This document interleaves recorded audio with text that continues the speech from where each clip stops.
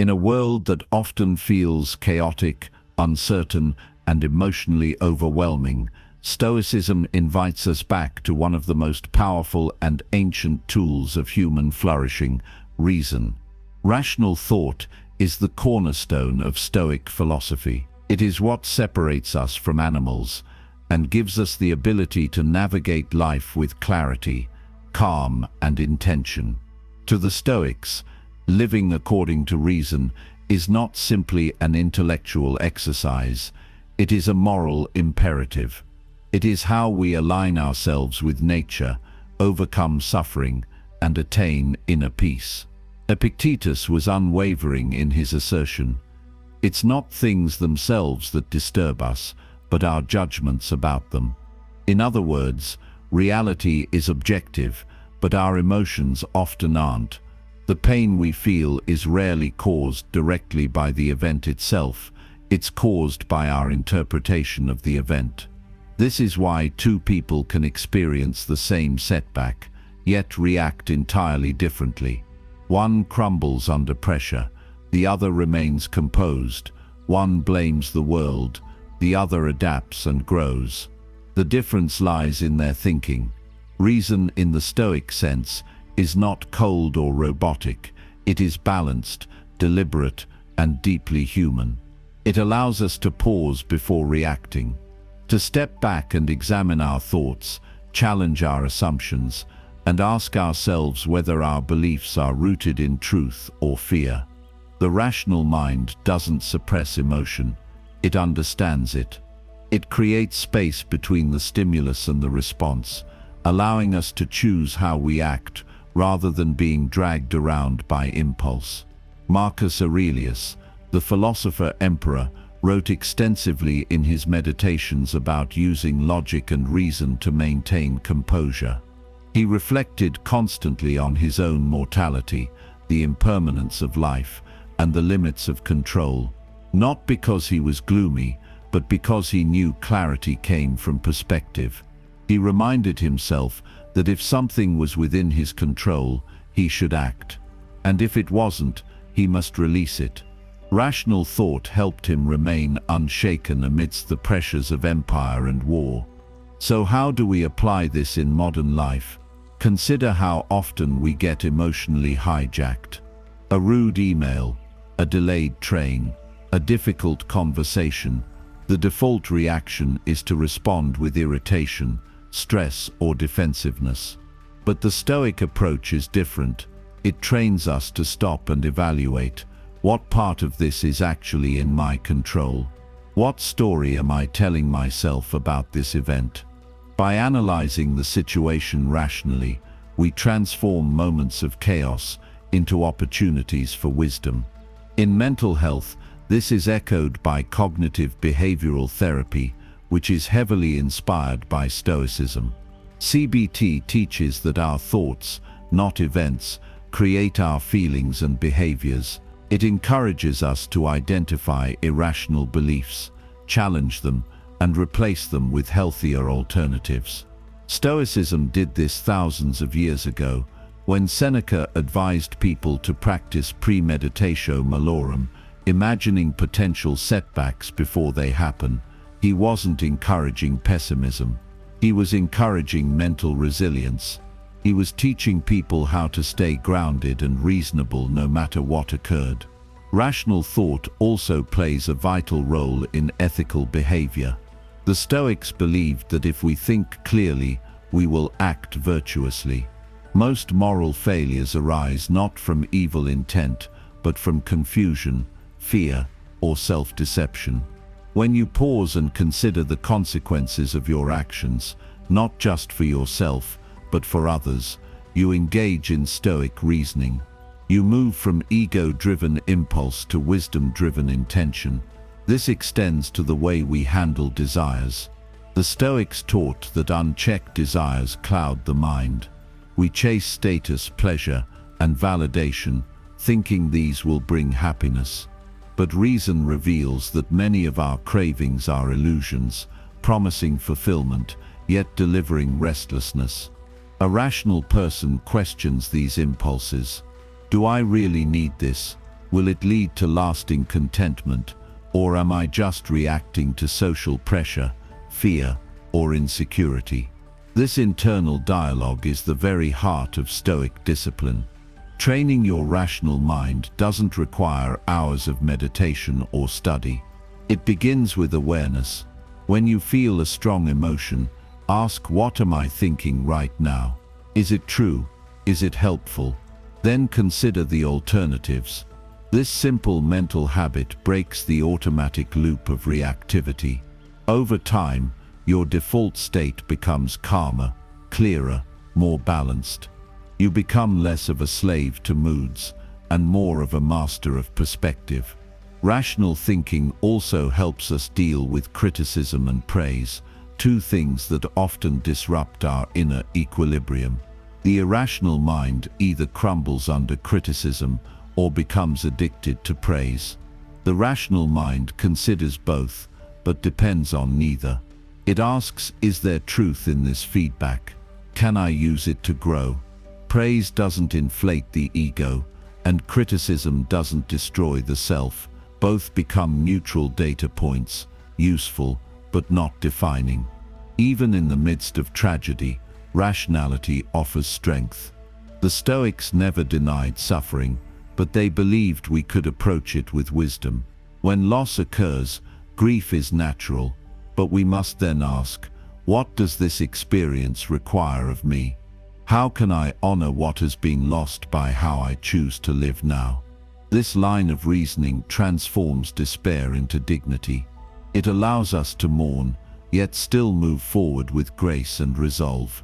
We live in a time of information overload and emotional extremes. Outrage is rewarded. Knee-jerk reactions dominate discourse. But the Stoic stands apart. They become a pillar of calm, not because they're indifferent, but because they're rational. They think before speaking. They listen before judging. They question before assuming. In doing so, they create space for truth, compassion, and lasting impact. In your daily life, start small. Practice rational reflection during minor irritations. Journal your thoughts when faced with a challenge. Before making a decision, ask, what would the rational version of me do right now? Over time, this becomes your operating system. You replace emotional chaos with mental clarity. The Stoic doesn't strive for perfection, they strive for progress. Each moment is a chance to choose reason over reaction, virtue over vanity, wisdom over ego. This is the power of rational thought. It doesn't just help us survive, it helps us thrive. It aligns us with truth.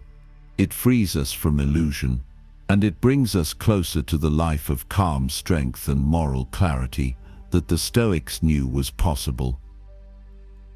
In Stoic philosophy, few internal forces are more dangerous than the ego. It whispers lies into the mind, telling you that you are more important than others, that you deserve more than you've earned, that your knowledge is absolute, and that your emotions justify your reactions. To live wisely, the Stoic must learn to silence this voice. The ego is not confidence. It is not self-worth. It is the fragile armor we build to protect our illusions of control, superiority, and certainty. And left unchecked, it is the enemy of discipline, humility, and truth. Epictetus was blunt about the need to confront ego. It is impossible for a man to learn what he thinks he already knows. This simple statement reveals the core of the problem. When we are full of ourselves, there is no room for learning. When we believe we've arrived, we stop growing. The ego closes doors, not just to wisdom, but to relationships, to feedback, to improvement. It keeps us stuck in a performance, pretending to be more than we are, defending things we should be questioning, fearing the vulnerability of being wrong. The Stoics saw ego as a delusion, a distortion of reality. Marcus Aurelius, the most powerful man of his time, constantly reminded himself of his own insignificance. Soon you will have forgotten the world, and soon the world will have forgotten you. These were not morbid thoughts. They were liberating ones. By meditating on his smallness in the grand scale of time and space, he could act without arrogance. He could serve without entitlement.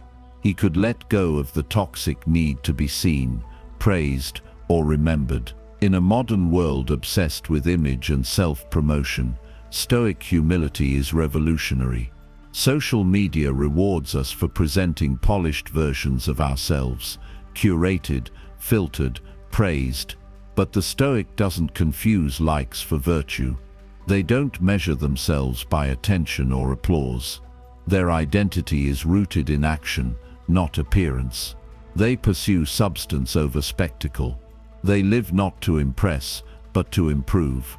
Let's explore how ego sabotages us in practical terms. In relationships, the ego makes us defensive. We can't admit fault, so we escalate conflict. We fear vulnerability, so we avoid deep connection. In business, ego leads to short-term thinking, overconfidence, and stubbornness. Leaders driven by ego ignore feedback, hoard credit, and alienate their teams. In personal growth, ego resists change. It clings to comfort, pride, and certainty, even when those things are holding us back. Stoic practice offers tools to dismantle this false self. One is the constant examination of your intentions. Ask yourself, why am I doing this? Am I seeking truth or validation? Am I acting from principle or pride? Journaling becomes a mirror in this process. Writing your thoughts, your actions, and your motivations forces you to be honest with yourself. It exposes the moments when ego takes the wheel and reminds you to return to humility. Another Stoic strategy is to deliberately expose yourself to critique. Seek out feedback, not to be flattered, but to be sharpened. Surround yourself with people who challenge you, not just those who agree. Seneca wrote, "While we teach, we learn." Even in mentorship, the Stoic remains a student. They don't preach from a pedestal, they speak from experience, still open to refinement. You can also practice humility through service. One of the best ways to escape the grip of ego is to do something that benefits someone else without expecting credit. Help someone anonymously. Contribute to a cause without posting about it. Listen to someone without interrupting. These actions chip away at the ego's craving for recognition. They remind you that your value is not in being seen, but in being useful. And when success does come, the Stoic response is not to inflate, but to anchor. Marcus Aurelius wrote, "Don't let your imagination be crushed by life as a whole. Don't try to picture everything bad that could possibly happen. Stick with the situation at hand." In success, the ego wants to project an image, to boast, to dominate. But the Stoic stays grounded. They remember that fortune can change, that every achievement is temporary, and that their true task is to remain virtuous through all circumstances. The Stoic also tempers failure with the same wisdom. Ego makes failure unbearable because it sees it as a reflection of worth. But the Stoic sees failure as a teacher. They ask, "What can I learn?" not "Why me?" When ego is quiet, growth can speak. When identity isn't wrapped in performance, we can try, fail, and try again without shame. Perhaps most importantly, the Stoic views ego as a threat to peace. When your identity depends on being admired, being right, being superior, you are constantly on edge. You feel attacked by disagreement, insecure in silence, frantic in failure. True tranquility comes from detachment, from knowing that you are not your achievements, your image, or your status. You are your character. You are your choices. And those are fully within your power. In everyday life, we can practice ego reduction in small ways. Let someone else take the credit. Admit when you don't know. Listen twice as much as you speak. Choose curiosity over certainty. Stay teachable.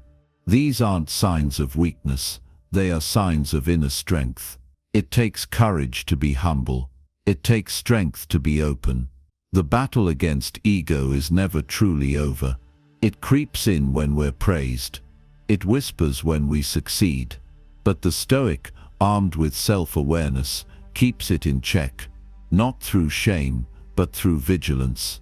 They understand that humility is not thinking less of yourself, it's thinking of yourself less. It's shifting the focus from image to impact, from self-importance to self-improvement. To live a life of virtue, to walk the Stoic path, we must be willing to examine and outgrow the false narratives we tell ourselves. Ego builds walls. Stoicism tears them down. The more we reduce ego, the more we make space for wisdom, for connection, for growth. This is how we rise, not by inflating the self, but by mastering it. One of the most misunderstood yet powerful practices in Stoic philosophy is the intentional embrace of discomfort. While the modern world constantly urges us to seek comfort, convenience, and ease, the Stoics advised something radically different. Choose hardship, not out of masochism or self-punishment, but as a form of discipline, preparation, and wisdom. To deliberately encounter discomfort is to free yourself from being controlled by it. Seneca, in his letters to Lucilius, recommended that we routinely practice poverty, even if we're wealthy.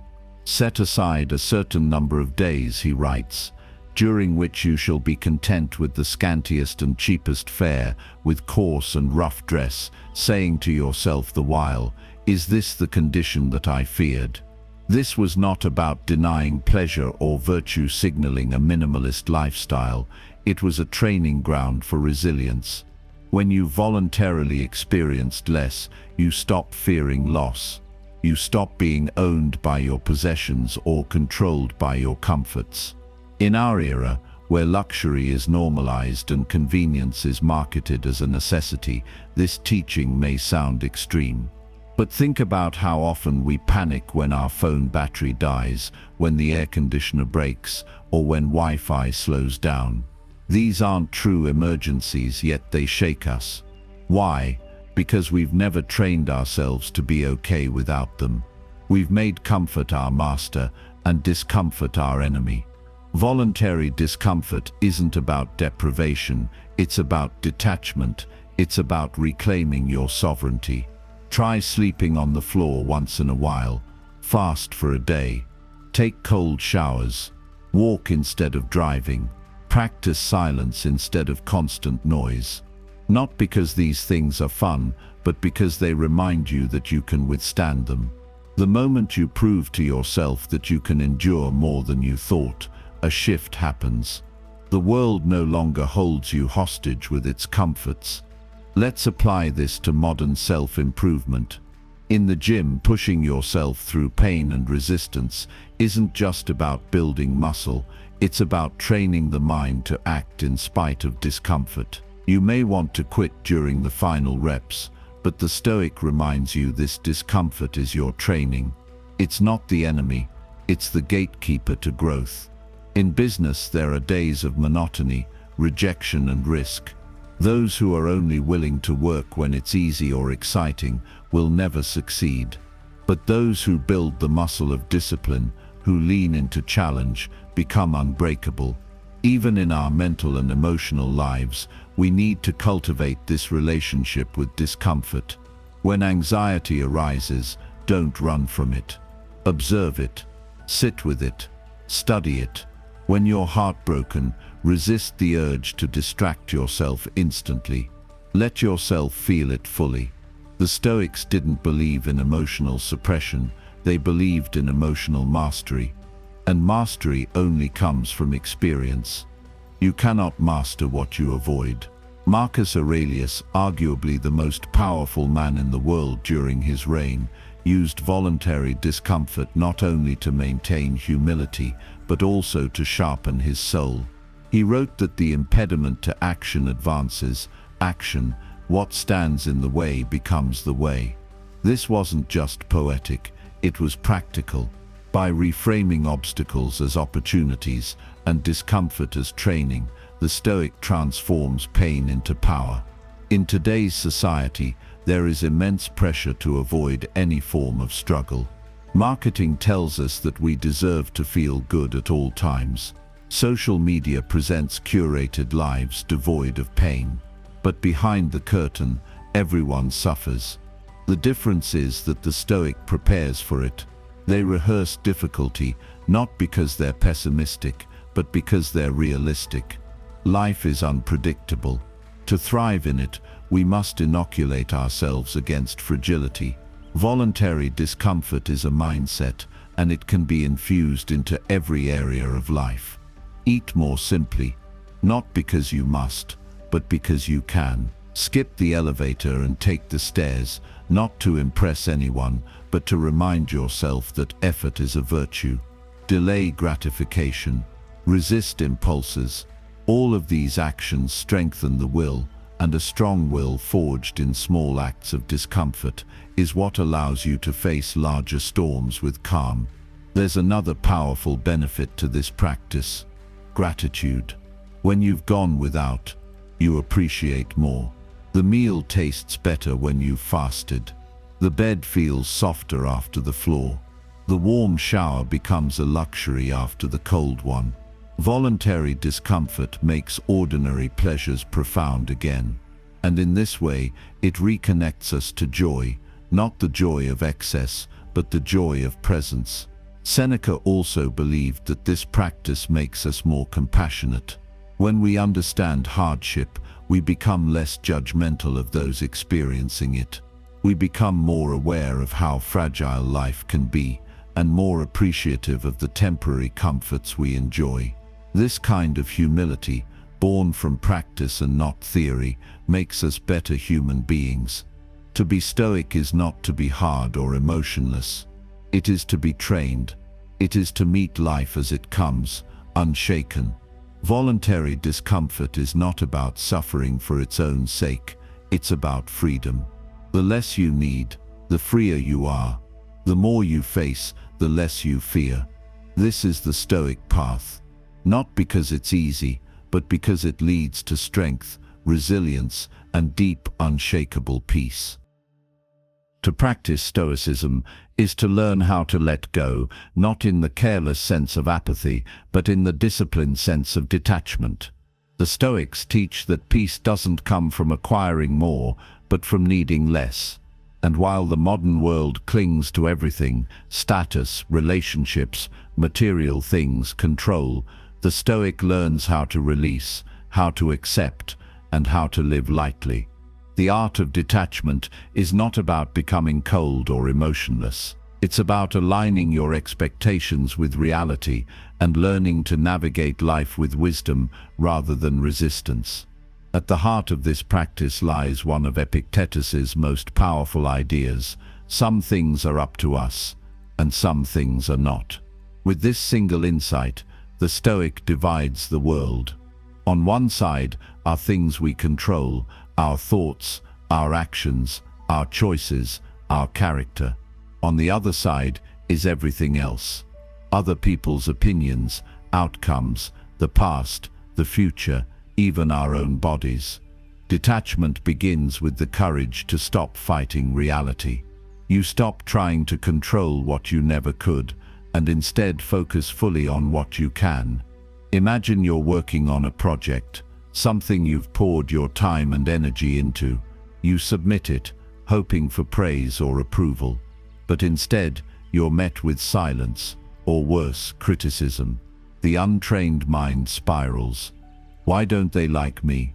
What did I do wrong? But the Stoic recognizes this as the trap of attachment. You control the effort, not the response. You master your craft, not their reaction. Detachment allows you to return to your center. You remember that the reward is the action itself, not the applause. This doesn't mean we shouldn't care or try. Detachment isn't laziness. In fact, it requires more strength, not less. It means you give your full effort, but remain indifferent to the outcome. You show up, you act with integrity, but you don't hinge your peace on whether things go your way. This mental discipline, doing everything with full effort, yet holding results lightly, is what Marcus Aurelius practiced daily. He wrote, "You have power over your mind, not outside events. Realize this, and you will find strength." Letting go applies not just to external events, but to emotions as well. How often do we carry the weight of past insults, missed opportunities, or unresolved conflict? The Stoics would say that this is needless suffering. The past is unchangeable. The future is unknowable. Only the present is within your command.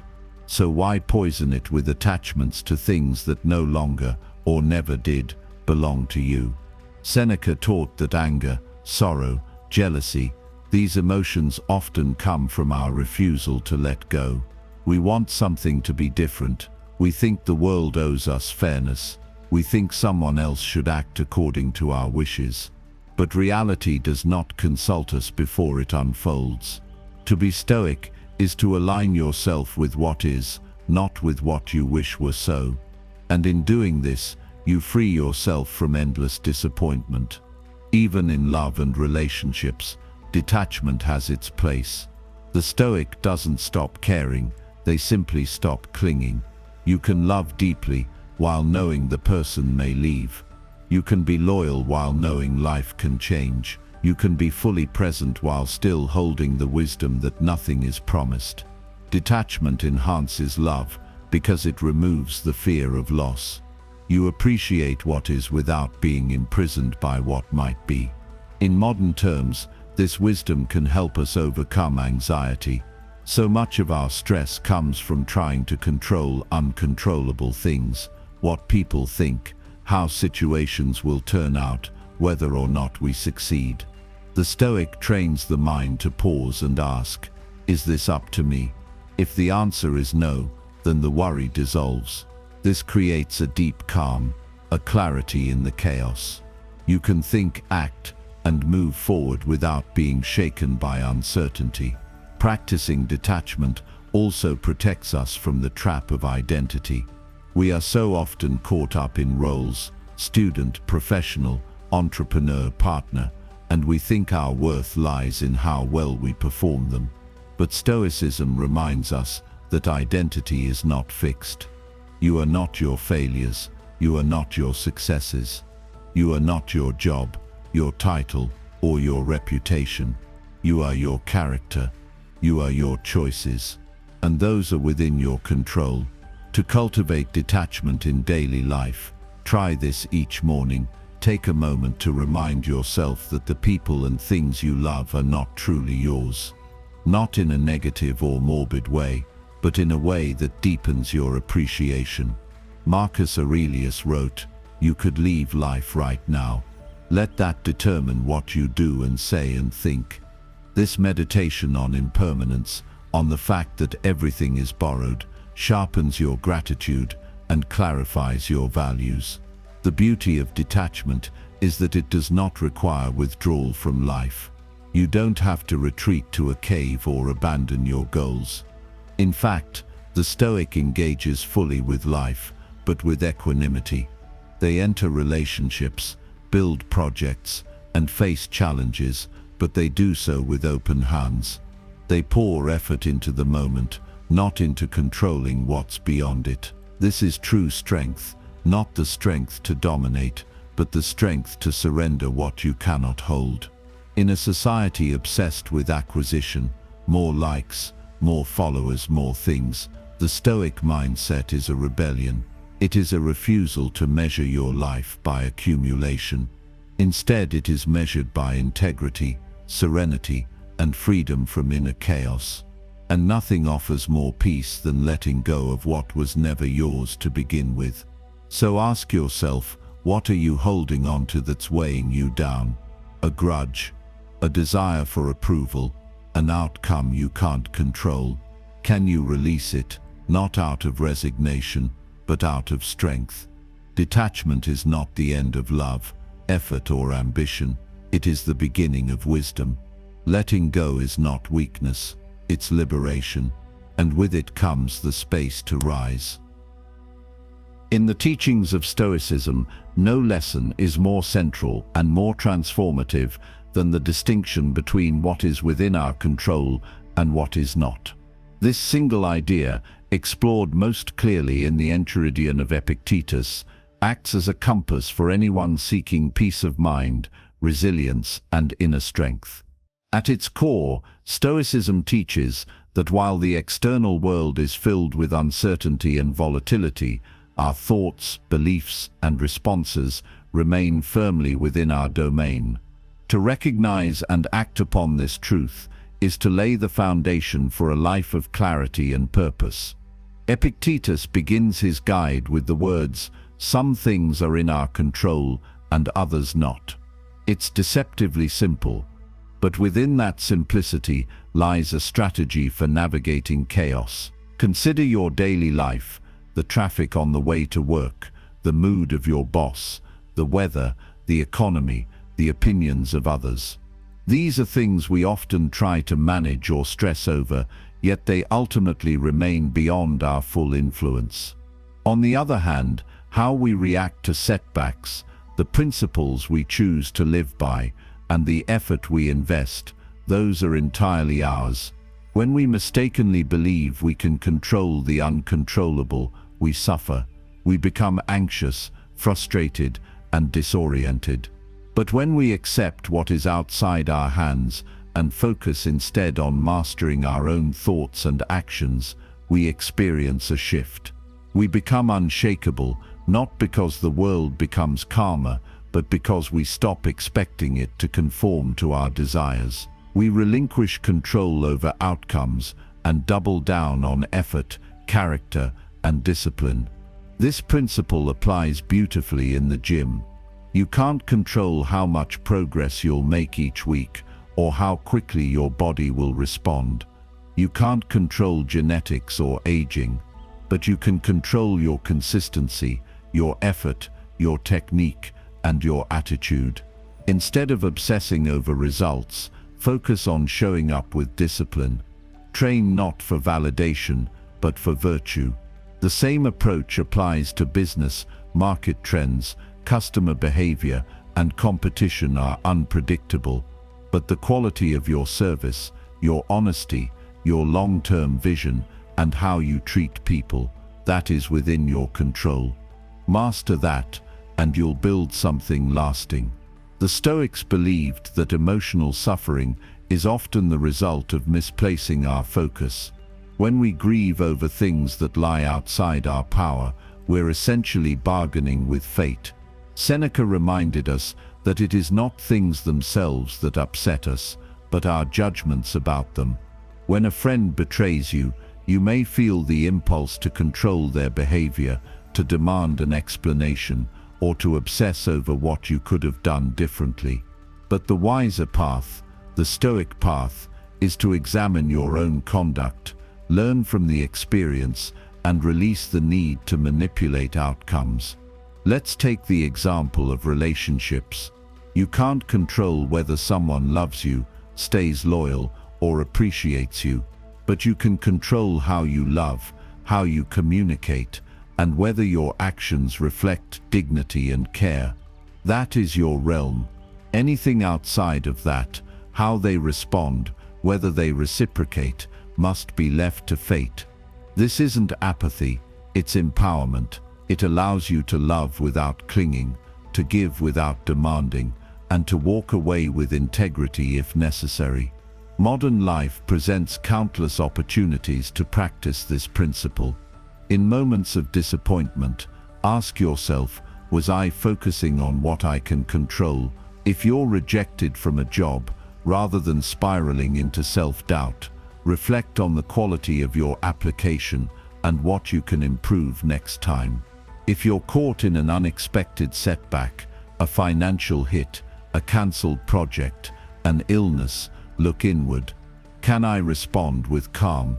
Can I be strategic, flexible, and courageous?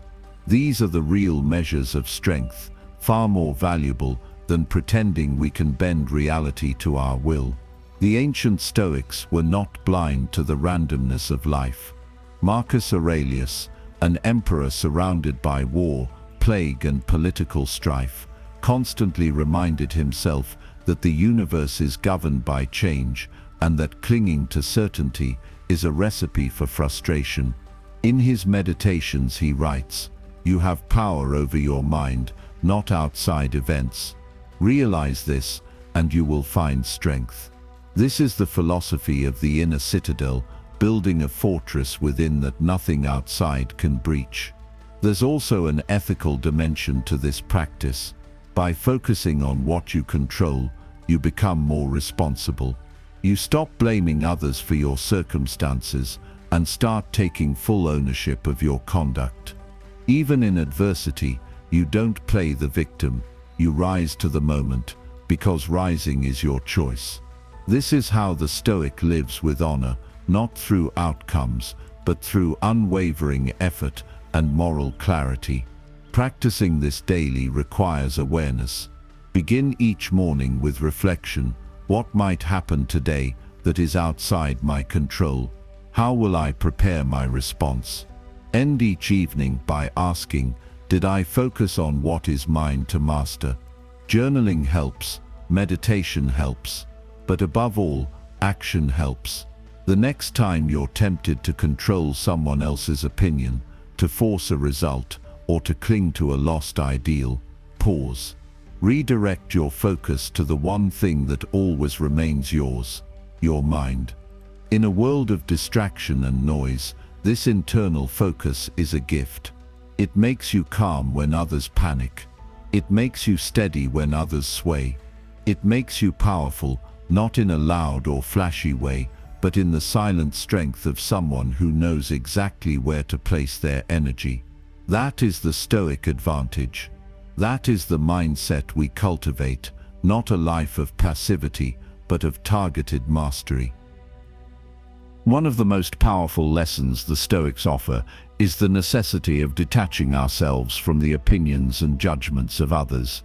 In a world increasingly addicted to approval, measured in likes, views, followers, and compliments, this wisdom stands as a profound act of rebellion.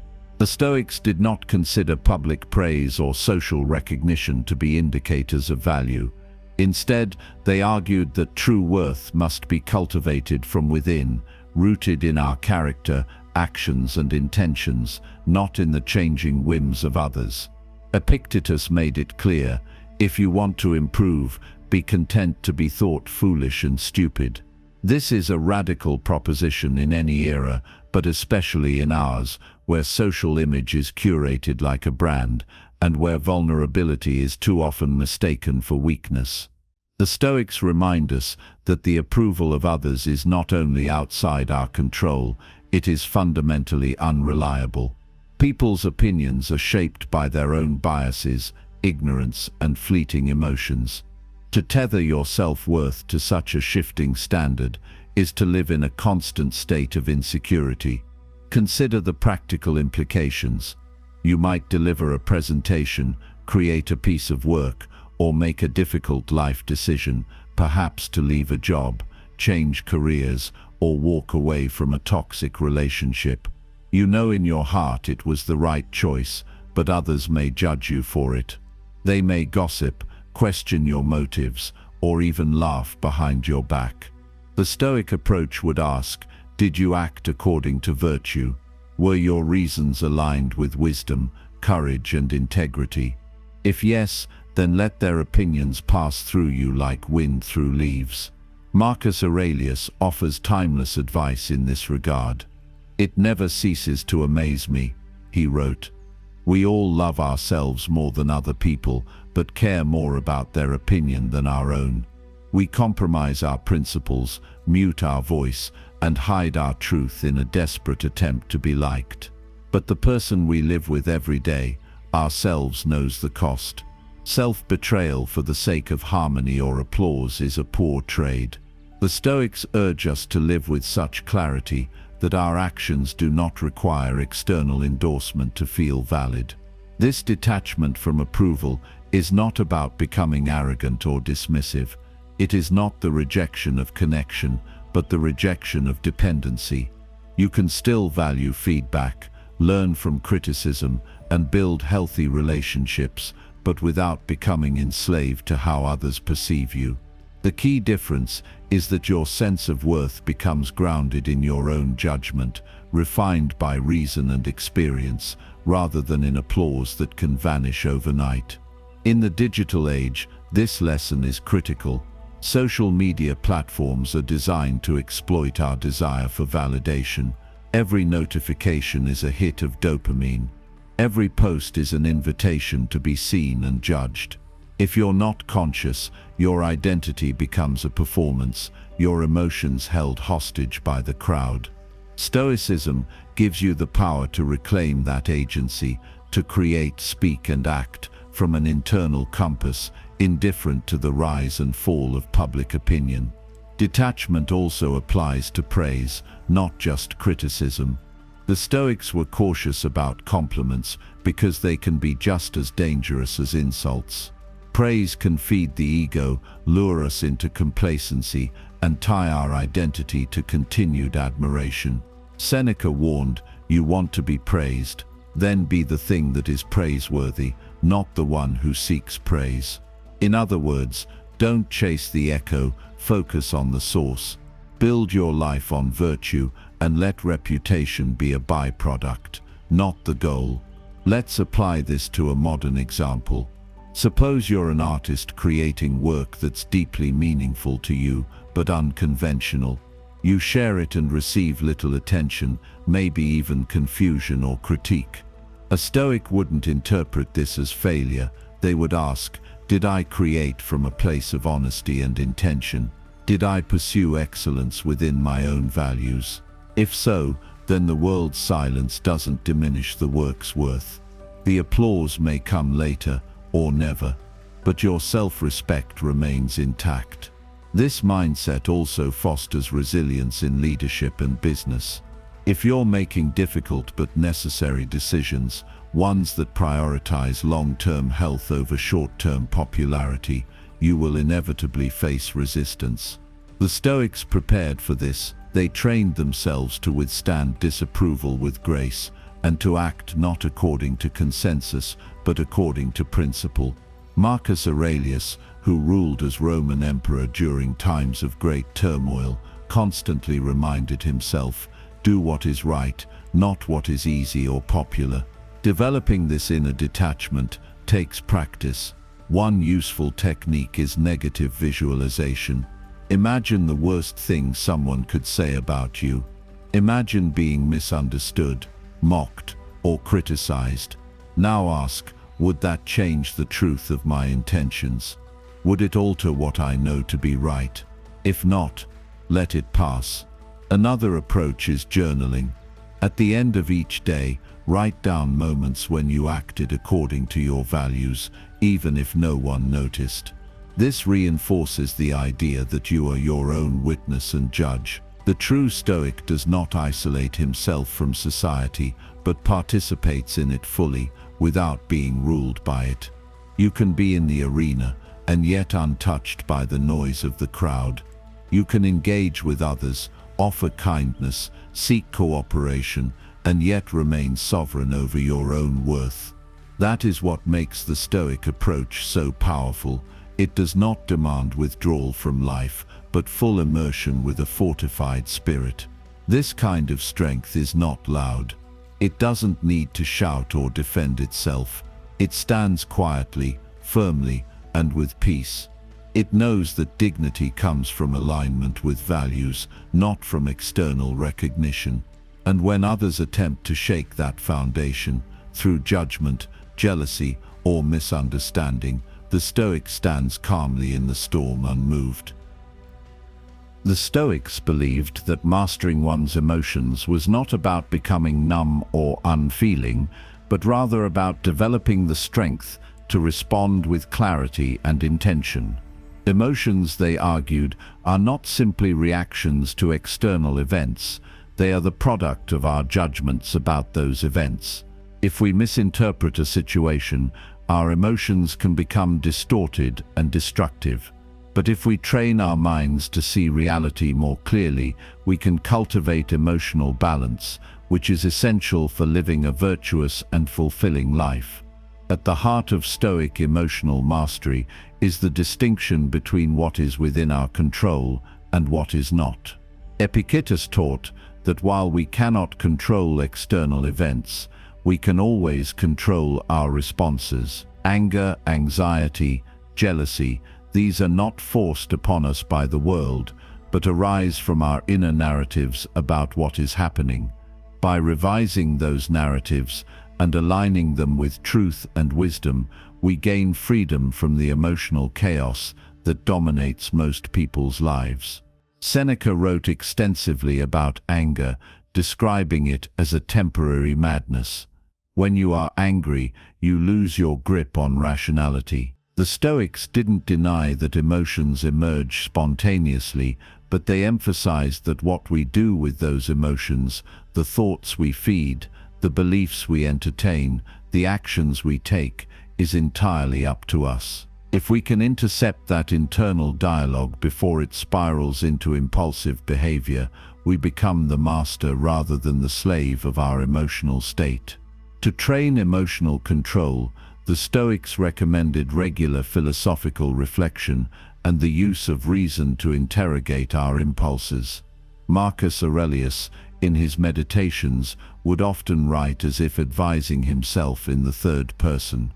He would pause and analyze a moment of frustration or fear and gently remind himself of its insignificance in the grand order of nature. This practice of journaling served as both catharsis and recalibration, a method of aligning emotion with reason. In modern life, we often confuse emotional intelligence with emotional indulgence. We are told to express everything we feel without reserve, to react instantly and speak our truth, regardless of the consequences. The Stoics offer a sobering counterpoint. Not all emotions are wise or worthy. Some emotions are rooted in misunderstanding, ego, or fear, and while acknowledging them is important, indulging them can derail both your peace and your purpose. Consider a modern example. You're working on a long-term project, and your colleague criticizes your progress. The knee-jerk emotional response might be defensiveness, resentment, or self-doubt. But the Stoic pause, the ability to insert a gap between stimulus and response, offers space for reasoning. Is this criticism valid? Could it be an opportunity to improve? Is the opinion of this person ultimately outside your control? When you reflect instead of react, you take control of the narrative and protect your peace of mind. This is not about becoming emotionless. Marcus Aurelius felt love. Epictetus grieved. Seneca mourned the loss of his loved ones. But none of them allowed those feelings to dictate their actions or distort their view of reality.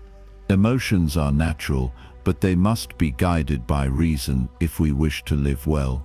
The Stoics also taught that by expecting adversity, we are less likely to be destabilized by it.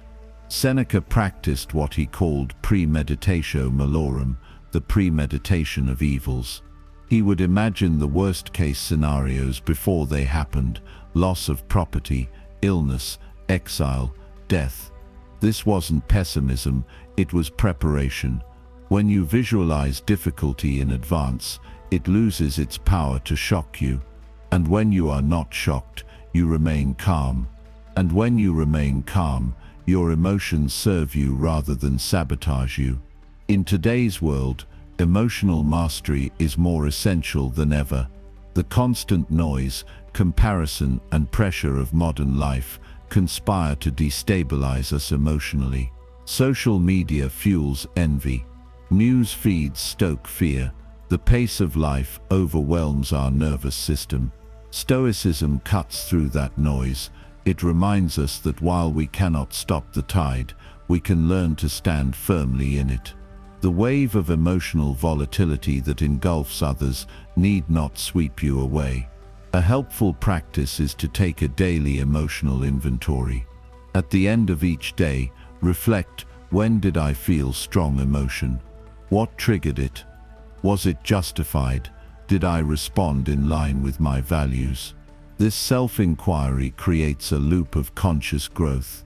Over time, your ability to detect the roots of your emotions will sharpen, and your control over them will grow.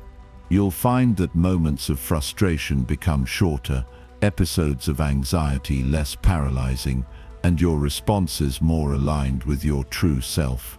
Ultimately, emotional mastery in the Stoic sense is not about control for its own sake, but about cultivating the freedom to live with clarity and purpose.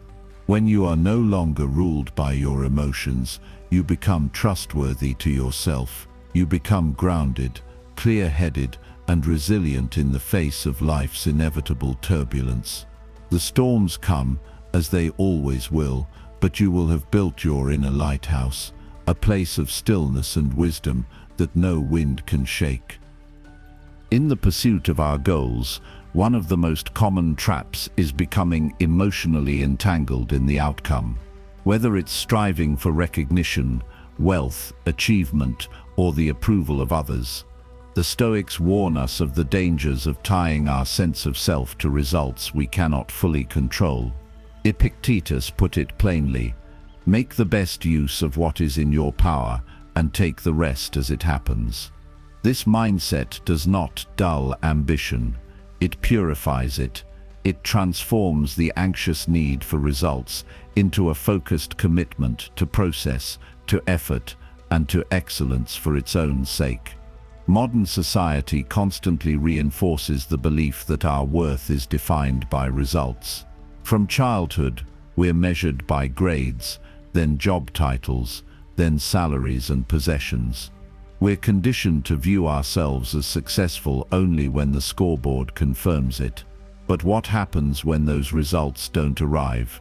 What happens when the promotion goes to someone else, the project fails, or the recognition never comes? Without a strong internal anchor, our identity crumbles. The Stoics offer a remedy, a way to stay rooted, regardless of which way the wind blows. Imagine someone building a business from the ground up. They pour their heart and soul into it. Countless sleepless nights, financial risk, rejection, setbacks. If they hinge their identity on whether or not they become wildly successful, they live in a constant state of pressure and instability. But if their focus is on giving their best effort, on showing up with integrity, consistency, and clarity, then they are already succeeding, regardless of the result. This isn't just idealism, it's a shift in mindset that brings peace and freedom. You are not owed anything by the world, but you owe it to yourself to show up fully. Marcus Aurelius, emperor and Stoic philosopher, carried the weight of an empire and wrote to himself each night. He reflected not on outcomes, but on intentions and effort. You have power over your mind, not outside events. Realize this, and you will find strength. That statement is the Stoic anthem. We live in a culture obsessed with metrics, followers, numbers, trophies. The Stoic path invites us to return our attention inward, to reorient our self-worth around what is stable and controllable, our attitude, our discipline, our values. Take the gym, for example. It's easy to fixate on the numbers, how much you lift, how fast you run, how you look in the mirror. But these are all outcomes, often dependent on time, genetics, sleep, diet, and luck. What's always in your hands? Showing up, training smart, recovering well, honoring the process. If you rewire your thinking to love the grind instead of the result, you'll become unstoppable. And ironically, the results often come faster when you're not desperate for them. This mindset applies to relationships too. Loving someone does not guarantee they will love you back, but that doesn't make the love you give any less valuable. Being a good friend does not ensure you'll never be betrayed. Speaking your truth does not mean everyone will applaud. The Stoic sees life as a field where effort is the seed, but the harvest is never promised. You act well because it's right, not because it guarantees a reward. That's what gives your actions moral and spiritual weight. In mental health, the implications are profound. So many of our anxieties come from over-attachment to outcomes. What if I fail? What if I'm not enough? What if I don't get what I want? These questions create a never-ending loop of worry and self-doubt. Stoicism breaks that loop by asking different questions. Am I doing what I can with what I have today? Am I acting according to my principles? Am I focused on the effort, not the applause? These questions bring you back to presence. They ground you in the now. Seneca wrote that we suffer more in imagination than in reality.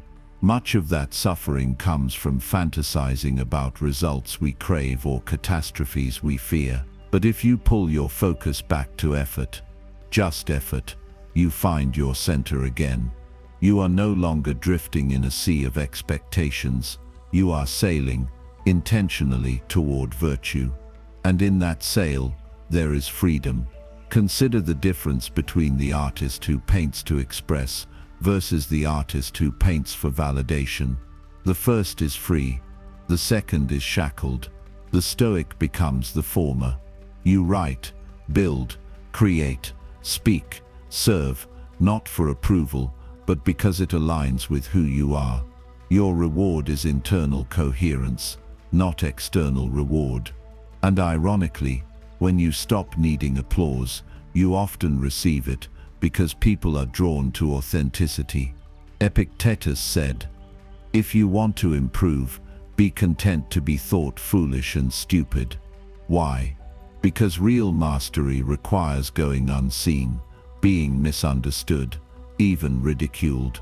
If your happiness is dependent on praise or recognition, you will never be consistent.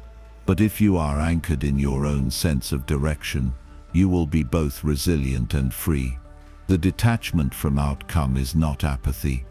It is strength. It is an act of defiance in a world that measures you by things you cannot control.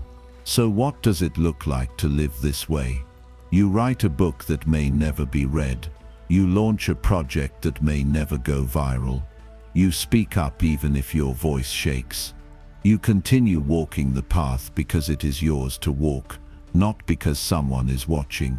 And in doing so, you find a peace that no trophy can give and no loss can take away. This is the way of the Stoic. This is how you reprogram your mind, not by suppressing desire, but by elevating discipline above desire, process above pride, effort above ego.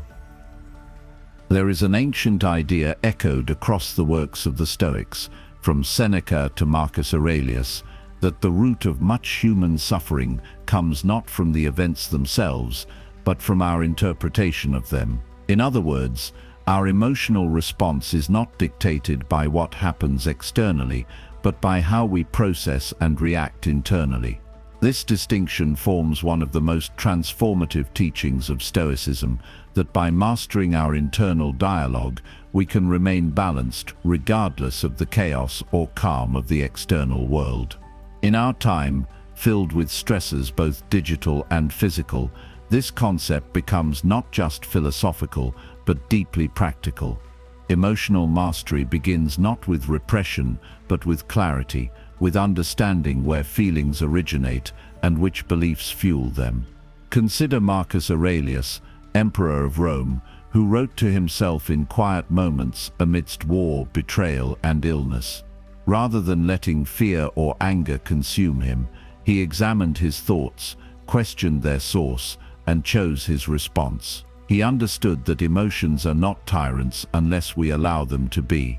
Modern neuroscience, in many ways, supports this ancient insight. that the brain's plasticity and emotional regulation can be influenced by how we frame events and which narratives we allow to dominate our thinking. By applying Stoic reflection to daily frustrations, a late bus, a rude comment, a financial scare, we take control of the one domain that is always ours, our mind. In a gym setting, imagine someone failing a personal record lift. The untrained mind may spiral, "I'm weak, I'll never progress," or "everyone saw me fail." But a Stoic mind reframes this. Today's result is feedback, not a verdict. I'll return with more data, better form, stronger habits. The failure becomes neutral or even empowering. Emotional balance doesn't mean numbness, it means transforming setbacks into sources of resolve. Similarly, in business, when a proposal is rejected or an investor pulls out, it's easy to collapse emotionally. But a Stoic response is rooted in resilience. This obstacle is part of the process. I am not owed success, I am building strength through this challenge. Seneca warned of anticipatory anxiety, the act of suffering more in imagination than in reality. He advised preparation, not panic, visualizing hardship, a technique known as premeditatio malorum, gives you the emotional armor to handle what may come. It doesn't mean you will be cold or apathetic. It means that when life throws fire at you, your character doesn't burn. In relationships, emotional balance means not taking every word personally, not letting praise inflate you or criticism deflate you. It means holding steady to your own values, rather than allowing others to dictate your mood or identity. To master emotional balance is to build mental muscle. You start with awareness. What am I feeling and why? Then you interrogate the thought beneath it. Is it true, helpful, or just habitual? Over time, through journaling, reflection, or simply pausing before reacting, you create space between the stimulus and your response. That space is where mastery lives. The Stoics teach that the wise person is not controlled by the passions, but directs them. Anger becomes strength with discipline, sadness becomes clarity with purpose. Joy becomes sustainable when not dependent on outcome. There's power in not reacting. In a world that glorifies immediacy, instant messages, instant opinions, instant outrage, choosing restraint is a quiet revolution. The Stoic doesn't deny emotion, but refuses to be enslaved by it. They know emotions pass like weather, and that true peace comes not from avoiding storms, but from becoming the kind of person who can walk through them calmly.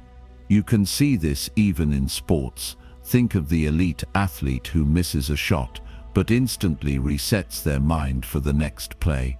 That's emotional balance in action. No sulking, no spiraling, just focus, growth, and control. By building this internal strength, we become less reactive and more reflective. We stop being tossed around by every opinion, delay, or disappointment. We become grounded, not by what happens to us, but by how we choose to respond. That is the essence of emotional mastery, and it is as relevant today as it was in the forums of ancient Rome. You do not need to suppress what you feel, but you must learn to observe it, understand it, and ultimately decide what power it will have over you. Every day, from the moment we wake up, our minds are pulled in 1,000 directions. Notifications, obligations, distractions, fears. It's an endless current. Yet, within all of that noise, there lies a rare and ancient clarity. The Stoics believed that this clarity wasn't something granted to the few, but something cultivated through practice, discipline, and reflection. To build a Stoic mindset in the modern world is not about retreating into a cave or shutting down our emotions. It's about learning to stand tall amidst the storm, to cultivate peace in chaos, and to become resilient, not by avoiding difficulty, but by embracing it fully, with open eyes and a steady heart. At the core of Stoicism lies one powerful truth. You cannot control the world, but you can always control how you respond to it. Epictetus, a former slave turned philosopher, made this the cornerstone of his teachings. He reminded us that we are not disturbed by events, but by our opinions about them. This deceptively simple idea holds tremendous power. When you stop trying to shape the world into your preference, and instead start shaping your character to meet the world as it is, you begin to unlock a kind of inner freedom that no one can take from you. Your job is not to demand the world treat you gently, but to become so strong within that even cruelty cannot shake your foundation. The modern world has conditioned us to chase after approval, success, image, and external validation. But the Stoic mindset teaches the opposite. It calls us inward. It asks, what kind of person are you when no one's watching? How do you respond to failure, to betrayal, to hardship? Stoicism is not performance, it's substance. Marcus Aurelius ruled over the Roman Empire, but his personal writings reveal someone more concerned with virtue than with power. In his solitude, he returned to the same reflections again and again. Am I being just? Am I staying true to reason? Am I living according to nature? These are not passive musings. They are battle cries for those determined to rise above the noise and find strength rooted in principle. To rewire your mind with Stoicism, the first step is self-awareness. This doesn't mean overthinking or indulging in endless introspection. It means observing your thoughts like a wise guardian, not judging them, not reacting to them, but simply watching. When anger flares, do you fuel it or question it? When fear creeps in, do you run from it or explore its roots? Seneca taught that a wise man doesn't hate his emotions but trains them. He doesn't pretend to feel nothing, but he refuses to be their slave. The Stoic mindset sharpens your ability to pause, assess, and act with intention rather than impulse. This inner rewiring also requires clarity about what truly matters. The Stoics drew a line between what is up to us and what is not up to us. Our actions, values, and judgments, those are within our control. Everything else, fame, wealth, other people's opinions, even our own health, are not. Most anxiety and suffering come from trying to control things outside that line. When you internalize this distinction, it changes how you live. You stop wasting energy on things you cannot govern, and you redirect it toward things you can, your choices, your habits, your mindset. There's a kind of quiet power that begins to build within you once you commit to this path. You start to become more grounded, less reactive.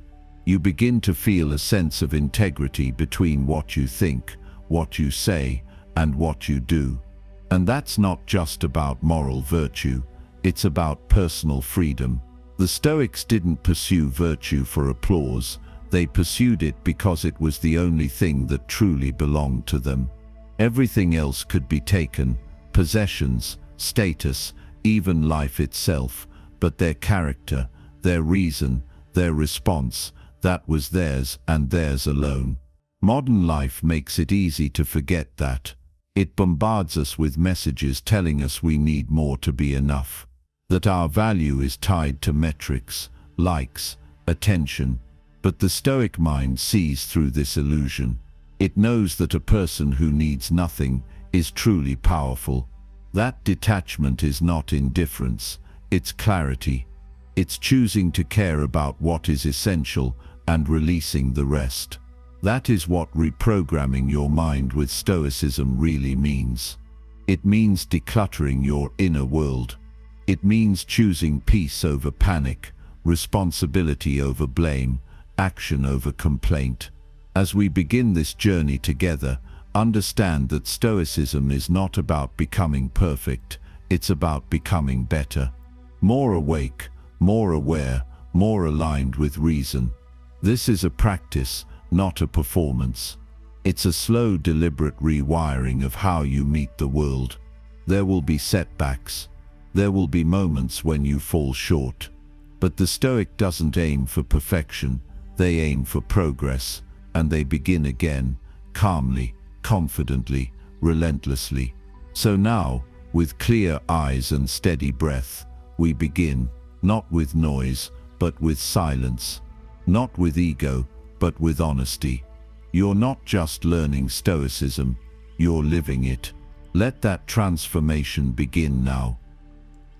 As we arrive at the end of this Stoic masterclass, the essential question becomes, how do we take all of these ideas, the principles of reason, discipline, acceptance, courage, and reflection, and integrate them into daily life? How do we make Stoicism not a distant philosophy found in dusty books, but a living, breathing compass that guides how we think, how we act, and how we become better versions of ourselves? The truth is, Stoicism is not about abstract speculation, it's about daily application. It is not meant to be admired from afar, it is meant to be lived quietly and consistently through the ordinary choices we make every single day. The Stoics never promised a life without difficulty. In fact, they expected hardship. But they taught that through consistent effort we could transform suffering into wisdom and moments of stress into opportunities for virtue. This transformation begins with awareness. To live stoically is to constantly return to the present moment and ask, what can I control here? How should I act right now?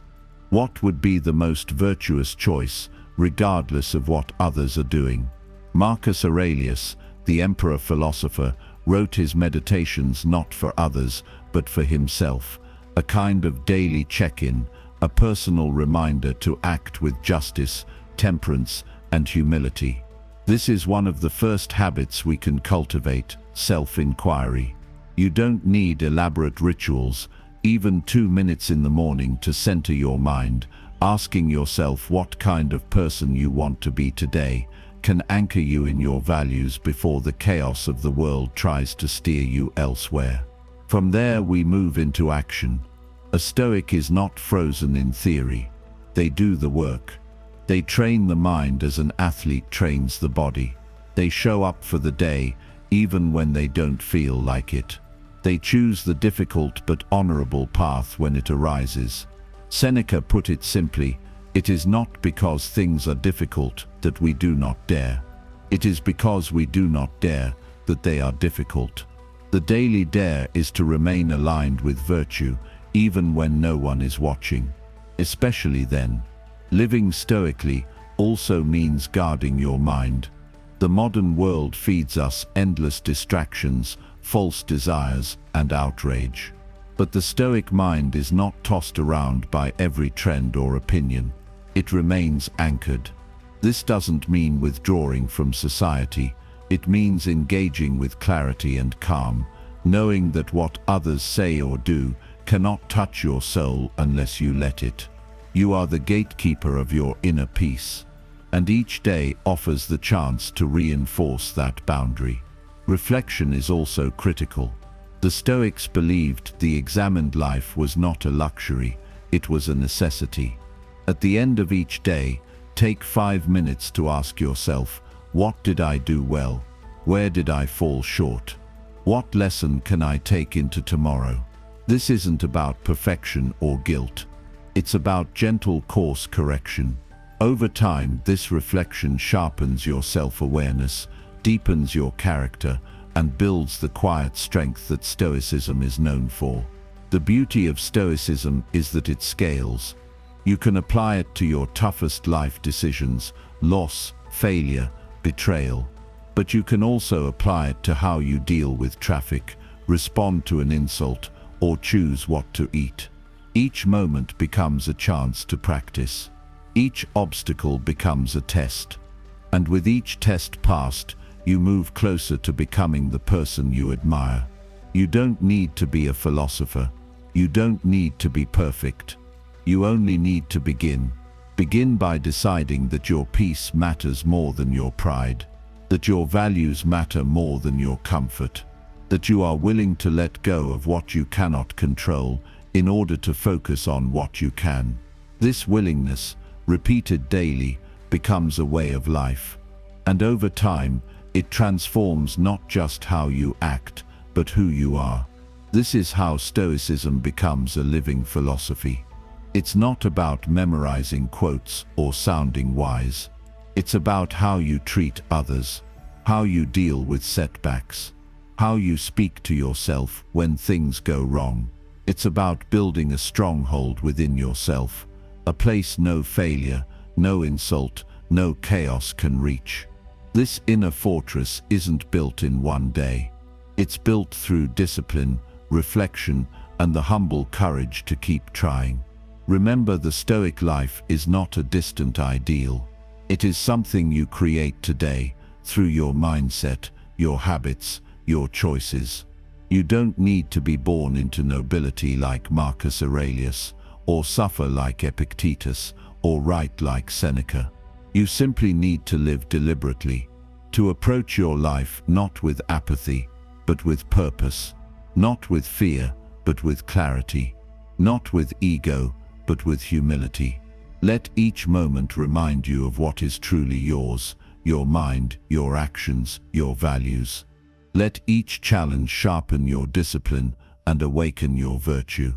Let each day be a page in the story of your transformation, not into someone flawless, but into someone fully alive, fully present, and fully committed to living well.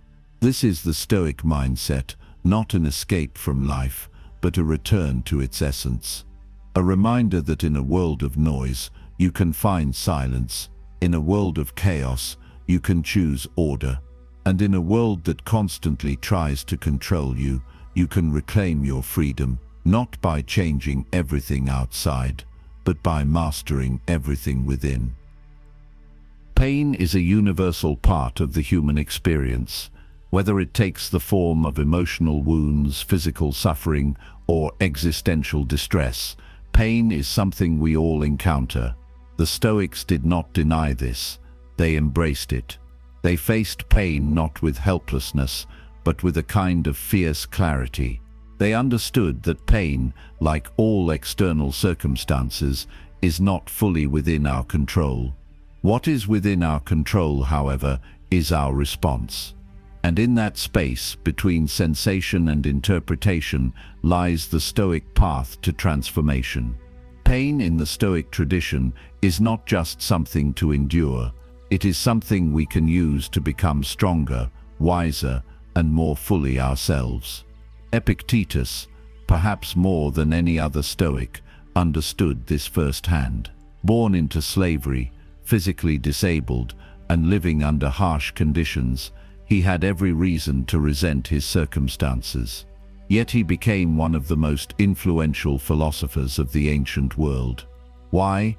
Because he chose to interpret his suffering not as a curse, but as training.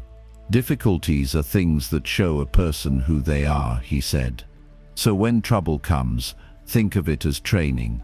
This mental reframe, seeing hardship not as punishment, but as preparation, is one of the most powerful Stoic tools we can adopt. The modern world is filled with messages that tell us pain must be avoided at all costs. We're sold distractions, comforts, and conveniences. But the Stoics warned that avoidance weakens us. It teaches us to fear life instead of engaging with it fully. Seneca wrote, "We are more often frightened than hurt, and we suffer more in imagination than in reality." When we avoid discomfort, we strengthen the grip of fear, but when we walk through it, when we face pain with presence and reason, we discover an unshakable core within ourselves. Consider the gym as a metaphor. No one grows stronger without tension. Muscles only develop under resistance. The same is true of the mind and the spirit. The Stoics saw suffering as resistance training for the soul. Every hardship, every setback, every pang of disappointment becomes a kind of moral exercise. You may not choose the pain, but you can choose how to meet it. Do you complain, or do you rise? Do you shrink, or do you sharpen? Marcus Aurelius, while ruling the Roman Empire, faced war, betrayal, and the death of children. Yet in Meditations, he did not write of bitterness. Instead, he reminded himself, the impediment to action advances action. What stands in the way becomes the way. This isn't poetic bravado, it's practical philosophy. When life hurts, the Stoic asks, what virtue does this moment call for?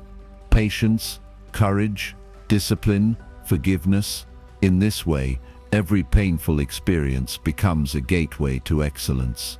Modern challenges are no less painful than ancient ones. Loss, failure, heartbreak, illness, they test us all. But the Stoic perspective offers a powerful shift.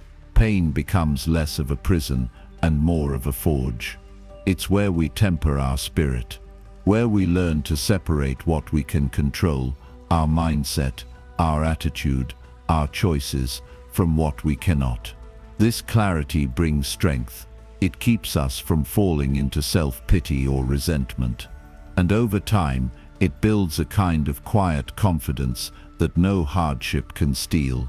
Channeling pain into power also means becoming a source of strength for others. The Stoics did not advocate for isolated resilience. They believed in community, in shared wisdom, in leading by example. When you endure suffering with dignity, you inspire those around you. You give permission for others to face their own pain with less fear. Seneca wrote, "A good character, when established, becomes a rule of conduct for others. Your suffering, when met with virtue, becomes part of a greater good." This mindset requires daily practice. It doesn't mean you ignore pain or pretend it doesn't exist. It means you approach it with reason instead of reaction. You sit with it, you question it, you learn from it. Journaling can be a powerful tool here. Write about the pain, then ask, what is this teaching me? Where is the opportunity for growth? How can I respond in a way I respect? These questions turn passive suffering into active self-development. It's also essential to acknowledge that pain, like all things, is impermanent. Marcus Aurelius reminded himself often that everything changes. Time is a river, a violent current of events, he wrote. No sooner is a thing brought to sight than it is swept by, and another takes its place. This doesn't make pain less real, but it does put it into perspective. We are not stuck. We are not doomed. We are simply passing through a season that, like all seasons, will change. In today's mental health landscape, we can see the practical relevance of Stoic thought. People often suffer twice, once from the event, and again from their internal resistance to it. Stoicism invites us to reduce that second layer of suffering. It teaches emotional resilience, not through suppression, but through reframing. You can feel sadness without collapsing. You can feel fear without being frozen. You can feel grief while still moving forward. This emotional strength doesn't come from pretending to be okay. It comes from choosing to grow through the pain. Pain can also clarify what matters. When we hurt, distractions fall away. We remember who we love, what we value, and how fleeting life truly is. In this clarity, we find truth.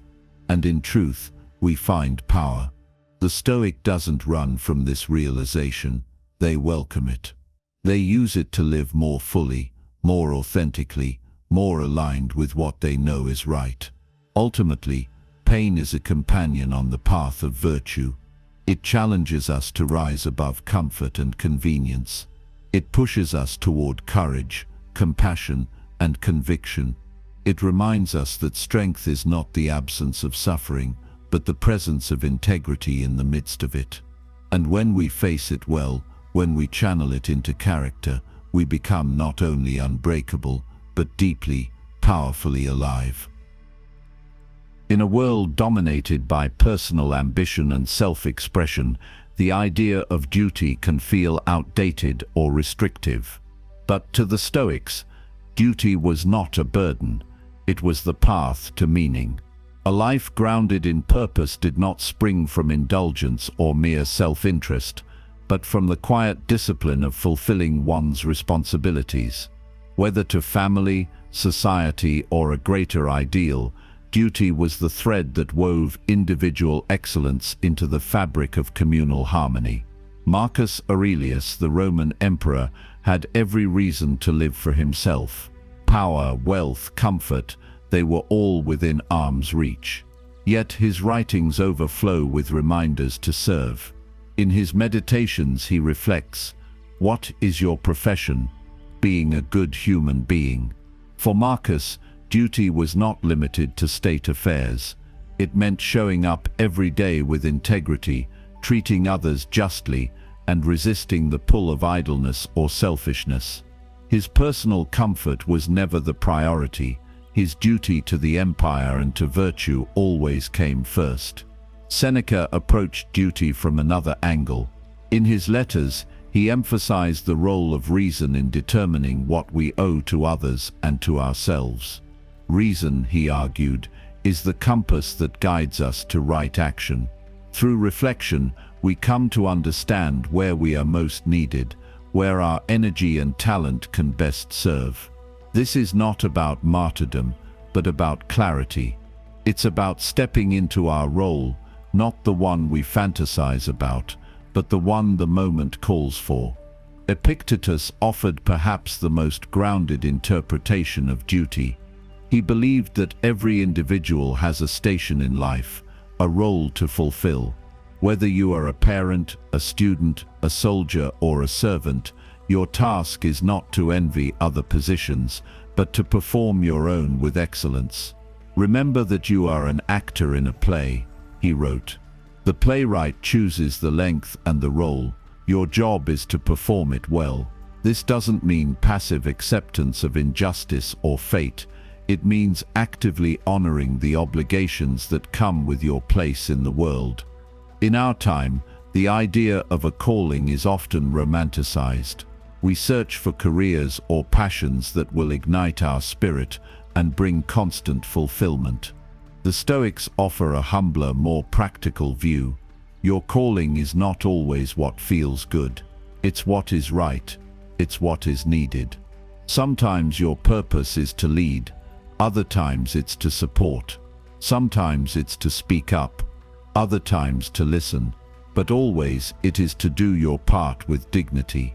Duty also brings direction in times of confusion.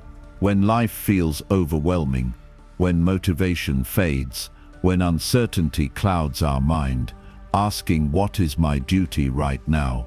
can cut through the fog. Duty doesn't ask whether you feel like it. It asks whether it's needed. And often, it's the act of stepping up, of fulfilling that duty, that reignites purpose and momentum. Discipline feeds inspiration, not the other way around. Stoicism teaches that duty and virtue are intertwined. You cannot live virtuously while neglecting your responsibilities. And you cannot fulfill your responsibilities meaningfully without rooting them in virtue. This includes duties to yourself. Are you caring for your mind and body? Are you pushing toward wisdom and growth? Are you keeping the promises you make to yourself? Neglect of personal discipline is just as much a violation of duty as failure to show up for others. The Stoic concept of cosmopolitanism, seeing yourself as a citizen of the world, adds another layer. Marcus Aurelius wrote, "My city and country, so far as I am Antoninus, is Rome. But so far as I am a man, it is the world. We are part of something larger. Our actions ripple beyond our immediate circles. Every decision, whether ethical, compassionate, or selfish, affects the greater human community. This awareness turns even small acts into contributions to a larger purpose. In the modern world, this might translate into duties to your profession, your team, your family, or society at large. It might mean staying late to help a colleague, telling the truth when a lie would be easier, showing patience when frustration boils, or voting in a local election. None of these acts will bring glory, but together they form the foundation of a life of integrity. The Stoics remind us that character is not built in grand gestures, but in the everyday commitment to do what is right. It's important to recognize, too, that duty evolves. What served you at one stage of life may not serve you now. Part of living wisely is knowing when to hold firm and when to transition. A Stoic doesn't cling to past roles out of pride. They ask, what is needed of me now? Perhaps duty once meant building a career. Now it may mean mentoring others. Perhaps it was once about self-preservation. Now it may be about contribution. Flexibility with fidelity. That's the Stoic balance. There is also a caution. Duty should never be confused with blind obedience. The Stoics were not submissive automatons. They believed in reason, in justice, and in moral clarity. Your duty is not to follow orders, it's to follow virtue. If the system is corrupt, if the tradition is unjust, if the leader is cruel, then your duty is to speak up or walk away. Stoicism empowers moral courage, not moral compliance. In the realm of personal development, framing your goals as duties rather than desires can be transformational. You're not just working out to look good. You're honoring your duty to health and strength. You're not just building a business for money. You're fulfilling your duty to contribute and create. You're not just being patient with your children. You're living your duty as a parent. This shift turns mundane tasks into acts of meaning. It connects effort to something bigger than comfort. And ultimately, that's what Stoic purpose is about. Connecting the dots between daily action and higher ideals. Building a life not on impulse, but on intentionality. Not for applause, but for alignment. When you live according to duty, you don't need validation. You don't need constant motivation. You know why you're here and what you must do. You rise not by chasing pleasure, but by fulfilling your purpose. You grow not by drifting, but by anchoring your life to what is right. This is the Stoic path to fulfillment, not by chasing meaning, but by living it, moment by moment, through the quiet, noble work of duty. If there's a single idea that lies at the heart of Stoicism, a principle that echoes across the teachings of Epictetus, Seneca, Marcus Aurelius, and beyond, it is this: focus on what you can control and let go of what you cannot. It is simple in theory, but profoundly difficult in practice.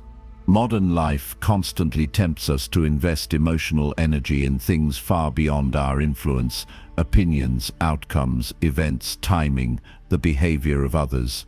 Yet the Stoic mindset, when cultivated, becomes a sharp filter. It trains us to separate what is truly ours from what is not, and to channel all our energy only toward that which we can shape. Epictetus was especially clear on this matter. In his Enchiridion, he opens with a dividing line: some things are in our control and others not. That sentence sets the foundation for Stoic practice. What's in your control? Your thoughts, your beliefs, your values, your actions. What's not?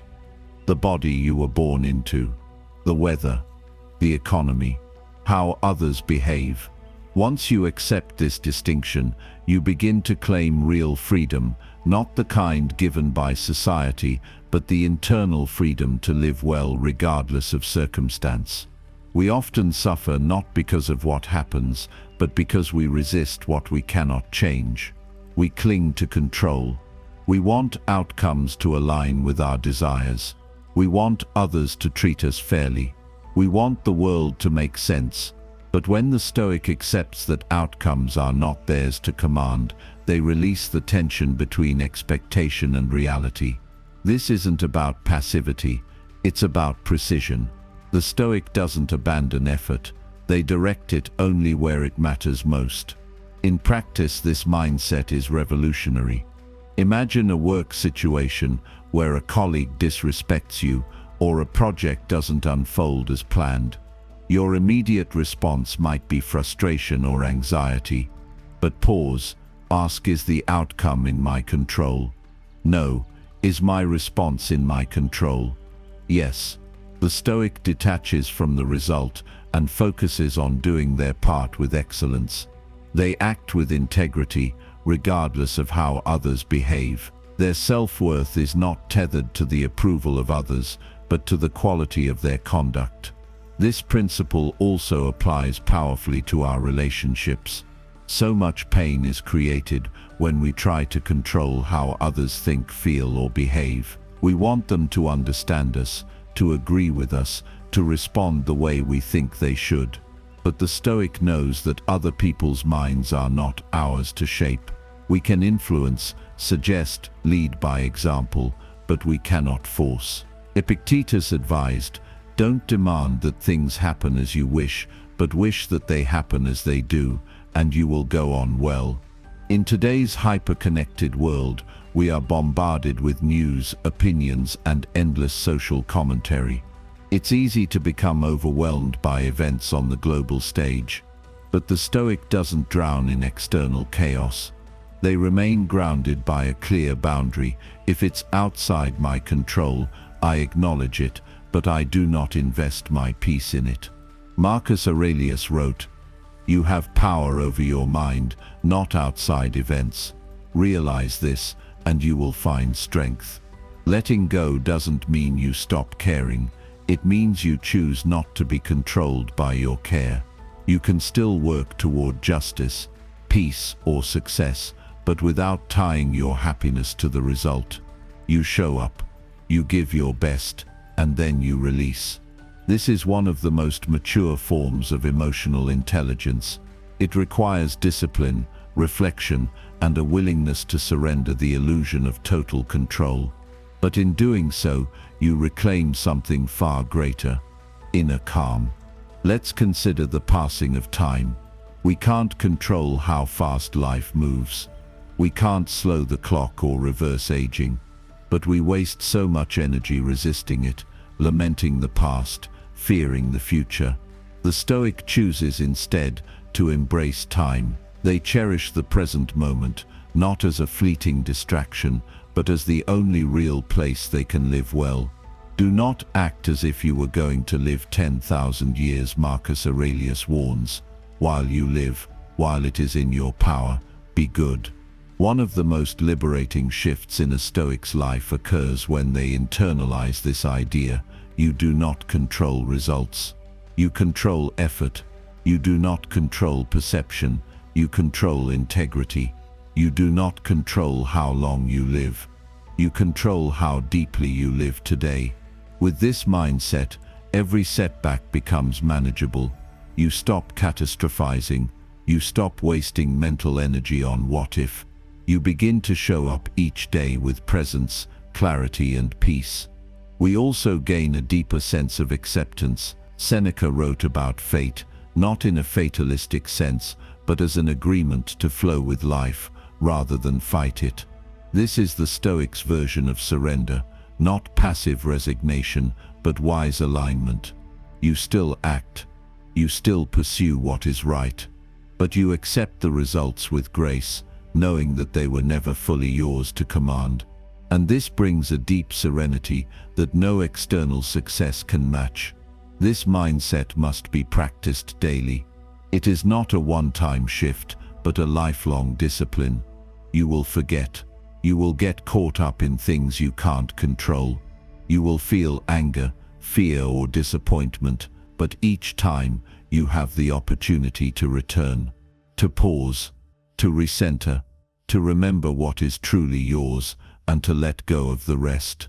That is the Stoic practice, not perfection, but progress. Not detachment from life, but deeper connection to what matters most. And so in the middle of the storm, the Stoic stands grounded. They act with purpose, speak with clarity, move with intention. They are unshaken, not because they are indifferent, but because they are focused. They refuse to scatter their energy on illusions. Their strength comes not from domination, but from discipline. And their peace is not bought by circumstances, but cultivated from within. Purpose is one of the most sought-after experiences in life. People chase it in careers, in relationships, in religion, and in the relentless pursuit of success. Yet for all this chasing, many remain lost, unsure why they do what they do. The Stoics, however, taught that purpose is not something we must find outside of ourselves. It is something we cultivate within. It doesn't begin with the perfect job or a grand life plan. It begins with intention, clarity, and the commitment to live by principles. In the Stoic worldview, purpose is less about what you do and more about how you live. Marcus Aurelius, Emperor of Rome and Stoic philosopher, lived with constant responsibility, pressure, and conflict. Yet, despite his overwhelming duties, his meditations reveal a man grounded in purpose. His writings weren't meant for anyone but himself, yet they reveal a blueprint for purposeful living. Marcus returned again and again to a central idea: fulfill your role with excellence, no matter how humble or grand. He didn't search for purpose in abstract ideals, but in action, duty, and alignment with nature. For the Stoic, your purpose isn't necessarily tied to your profession. Epictetus was once a slave, yet he spoke of fulfilling his role as a human being with integrity. Seneca, a statesman and advisor, believed that whether you were poor or rich, sick or healthy, your highest purpose was to cultivate virtue. Purpose, then, is the byproduct of a life aligned with wisdom, justice, courage, and temperance. It's not some distant finish line, but a daily practice of embodying your highest self. So how do we begin cultivating purpose in Stoic terms? It starts with clarity about what is within your control. Epictetus reminds us, we don't control outcomes, only our actions. So we aim not for success in the eyes of others, but for excellence in our conduct. Each day becomes an opportunity to live intentionally, to say what is the most virtuous action I can take right now. When you build your day around this question, your purpose stops being something you wait for and becomes something you create. Purpose also requires presence. Marcus Aurelius famously wrote, "You could leave life right now. Let that determine what you do and say and think." This isn't meant to frighten, it's meant to focus. When you recognize the fragility of life, you stop wasting time on trivial pursuits or distractions. You begin to use your hours more wisely. Purpose is born in this urgency. Not panic, but presence. Not frantic movement, but meaningful effort. In today's world, it's easy to conflate purpose with productivity. But the Stoic view breaks this illusion. A Stoic can be purposeful while doing the most mundane task, sweeping a floor, having a conversation, writing a letter, so long as they bring virtue and presence to it. Seneca warned against scattering ourselves in all directions, losing our time to meaningless busyness. The purposeful person knows what truly matters, and they pour themselves into it fully. Purpose is also deeply connected to service.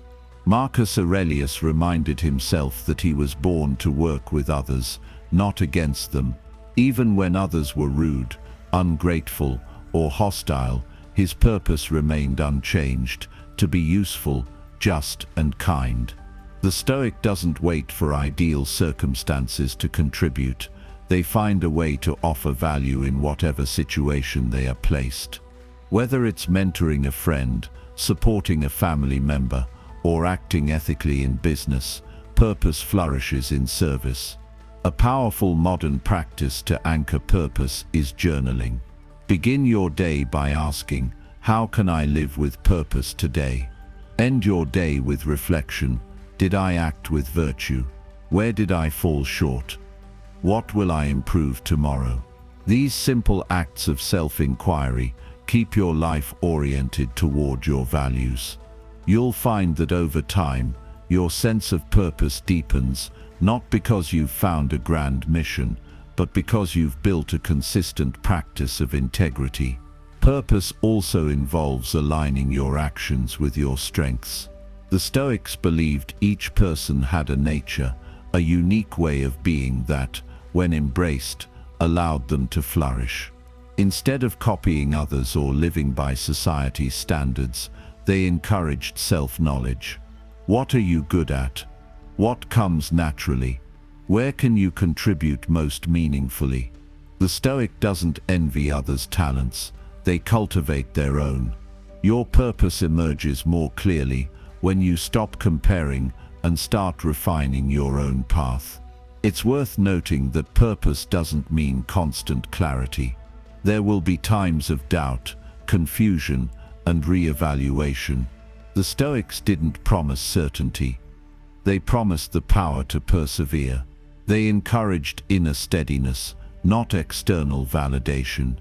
Even when the road is foggy, the Stoic continues forward, guided by their commitment to live well. Purpose isn't about feeling inspired all the time.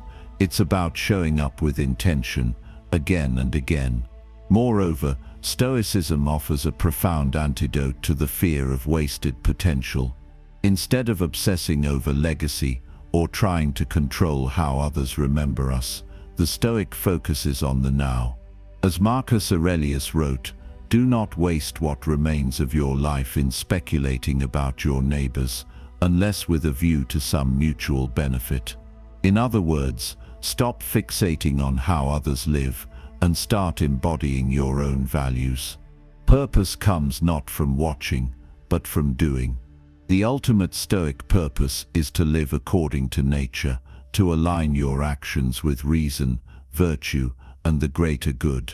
It's not about achieving fame or accumulating wealth, but about becoming a person of character. The more you live in harmony with this aim, the more unshakable your inner world becomes. Storms may come, opinions may change, circumstances may shift, but you remain centered, purposeful, and whole.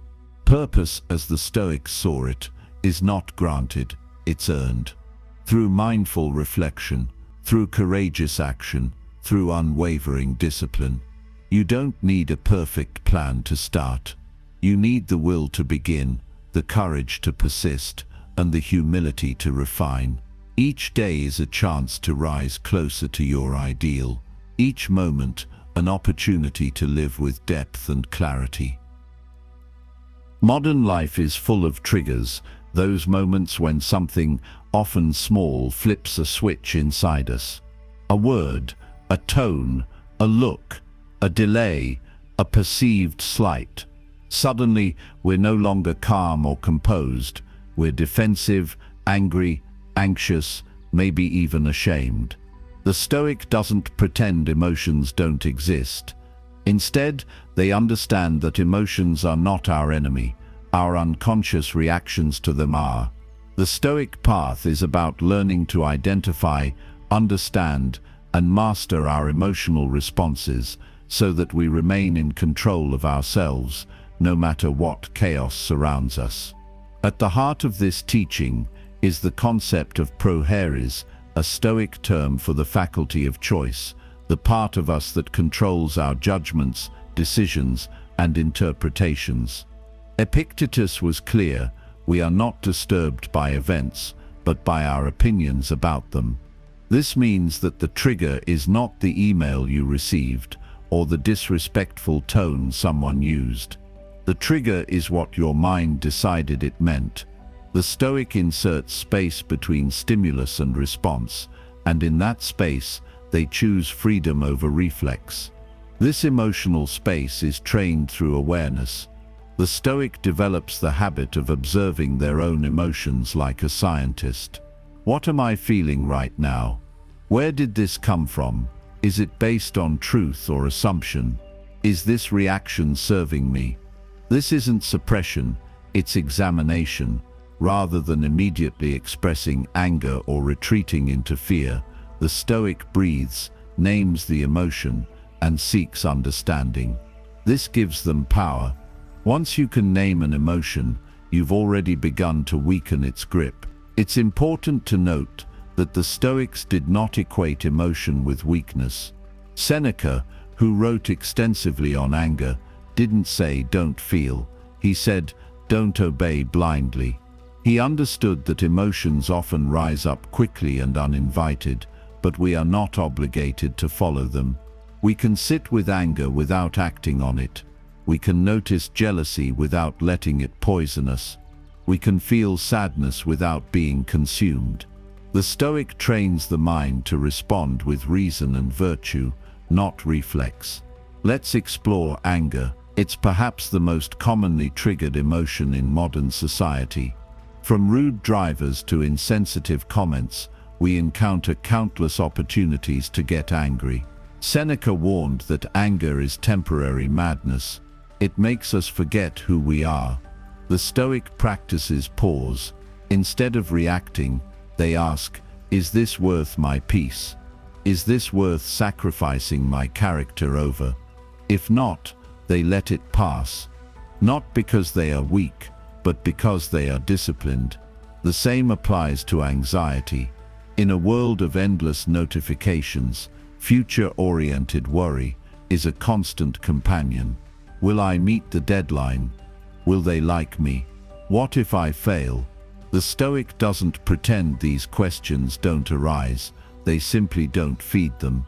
Marcus Aurelius advised, if you are distressed by anything external, the pain is not due to the thing itself, but to your estimate of it, and this you have the power to revoke at any moment. The Stoic brings focus back to the present. What can I do right now?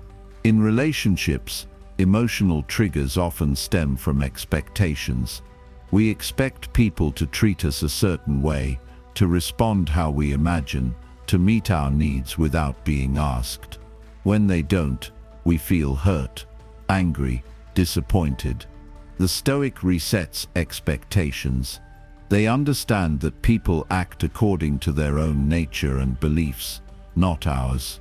Epictetus advised, when someone irritates you, it is because you have forgotten your role to accept things outside your control. This doesn't mean tolerating abuse. It means letting go of unrealistic control over others. Jealousy, another powerful emotional trigger, arises from comparison. We see someone else's success, their relationship, their happiness, and we feel a pang inside. The Stoic dissolves jealousy with gratitude and purpose. They remind themselves, what is truly mine cannot be taken. What belongs to another is none of my concern. Instead of comparing, they cultivate their own garden. They focus on becoming excellent by their own measure, not by the spotlight cast on someone else.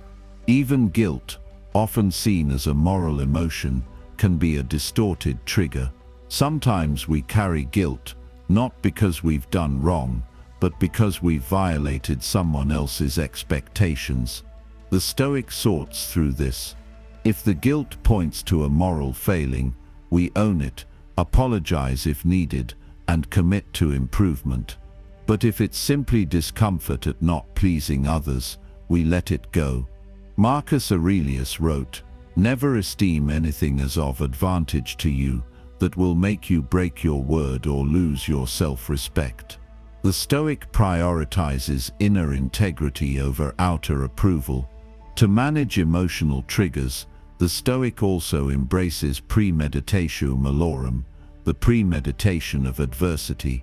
They mentally rehearse the difficulties they might face that day. Someone will be rude, plans will change, something will go wrong. This is not pessimism, it is preparation. When the trigger comes, it's not a surprise. You've already met it in your mind, and now you meet it with grace.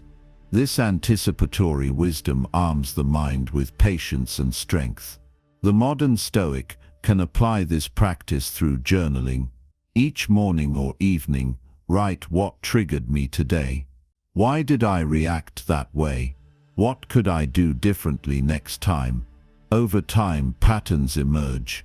You realize it's not the world that's triggering you, it's your interpretations. You learn to pause, to breathe, and to reframe. This self-awareness is the beginning of liberation. Finally, Stoicism reminds us that emotional mastery is not emotional elimination. The goal is not to become a robot. The goal is to become fully human, present, self-aware, and aligned with virtue.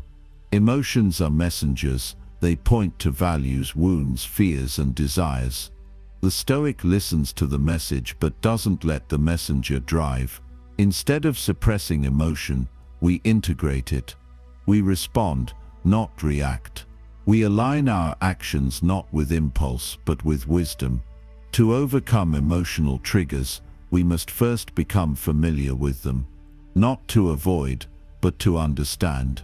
Not to escape, but to engage with clarity.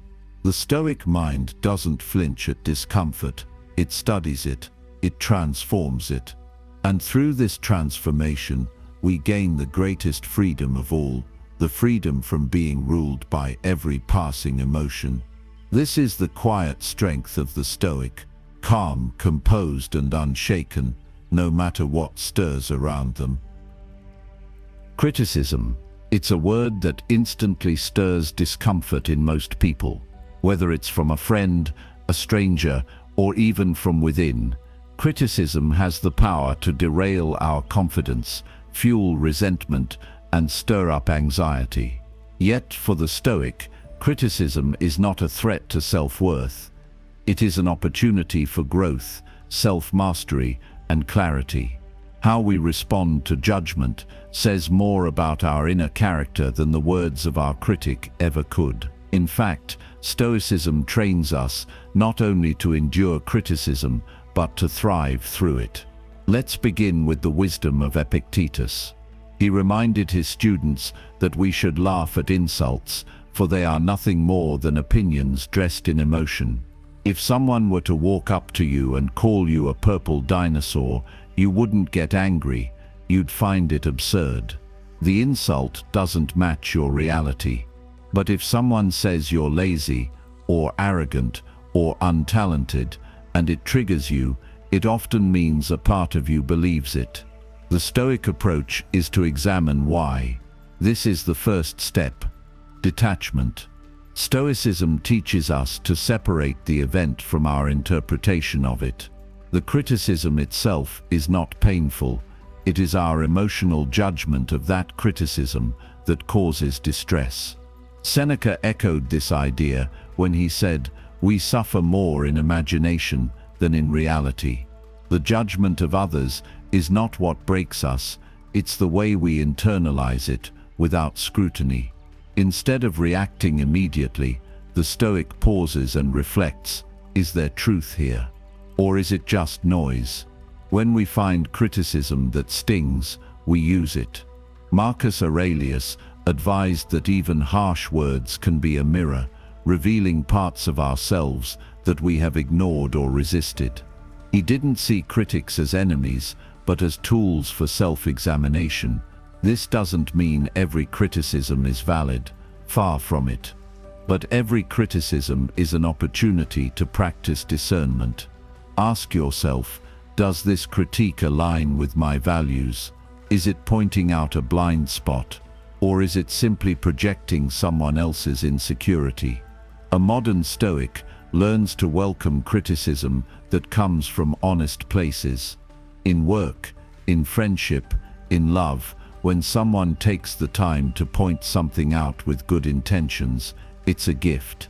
It takes humility to hear it and courage to act on it. The Stoic doesn't resist feedback, they invite it. They seek it out. They know that the greatest enemy of progress is pride. You cannot improve what you refuse to examine. But what about unfair or malicious criticism? What about personal attacks that serve no purpose but to wound? Here, the Stoic leans on indifference. As Epictetus said, if evil is spoken of you and it be true, correct yourself. If it be a lie, laugh at it. If the words hold truth, let them guide your growth. If they are false, let them fall away like leaves in the wind. What matters is not that they spoke, but that you remained grounded in who you are. This level of emotional control doesn't come easily. It's built through repeated exposure. That's why Stoics viewed criticism as training. Each time someone judges you, mocks you, or misunderstands you, it's a chance to strengthen your resilience. It's not about becoming numb or cold, it's about becoming clear.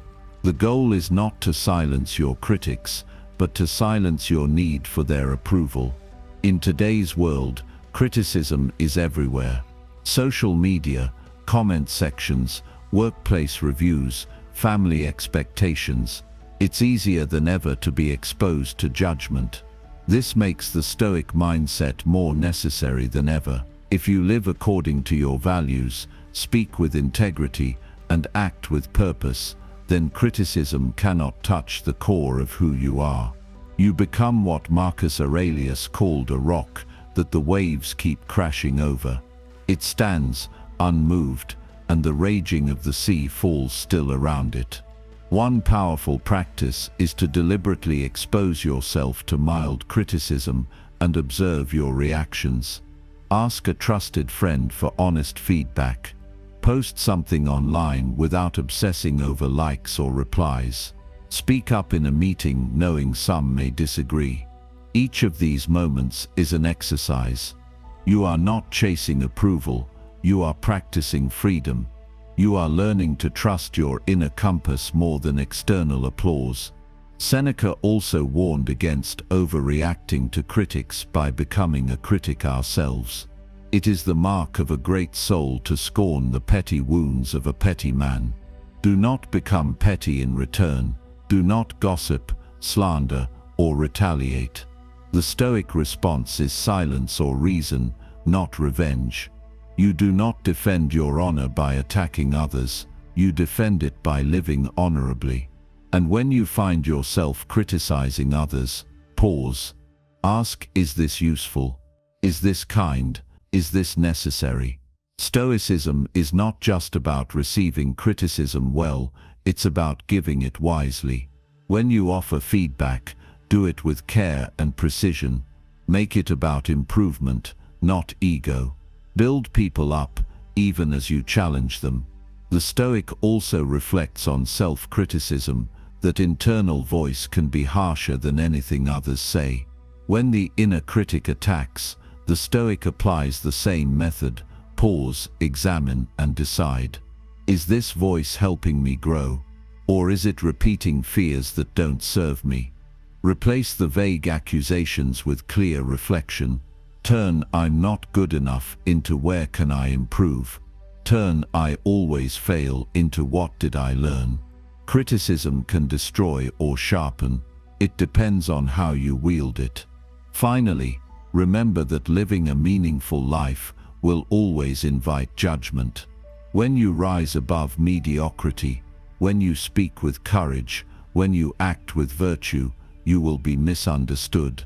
Let them misunderstand you. Let them criticize you. Let them scoff, and let your actions speak so clearly that they cannot be denied. As long as you live in alignment with your highest values, no opinion can strip you of your worth. The Stoic handles criticism not with fragility, but with wisdom, not by silencing the world, but by strengthening the self. In doing so, they build an unshakable mind, one that listens, learns, and lives freely, regardless of who's watching. A Stoic mind is not forged by accident. It is sculpted, moment by moment, through intention, repetition, and daily effort. Like a sculptor chipping away at marble to reveal the hidden form beneath, the Stoic chips away at irrationality, impulse, and distraction to uncover clarity and resilience. Discipline, for the Stoics, wasn't reserved for monks or philosophers. It was a practical necessity. To be free in a world of chaos, to think clearly in the midst of confusion, one had to train the mind deliberately. This is why daily practice lies at the heart of Stoic philosophy. No amount of reading or reflection alone could substitute for lived experience. Marcus Aurelius, a ruler burdened with the weight of an empire, wrote to himself not to impress others, but to rehearse the principles that anchored his sanity. His meditations are not masterpieces of literature, they are mental reps. Each entry is a repetition in the gym of the mind. So how do we apply this idea today? It begins with morning preparation.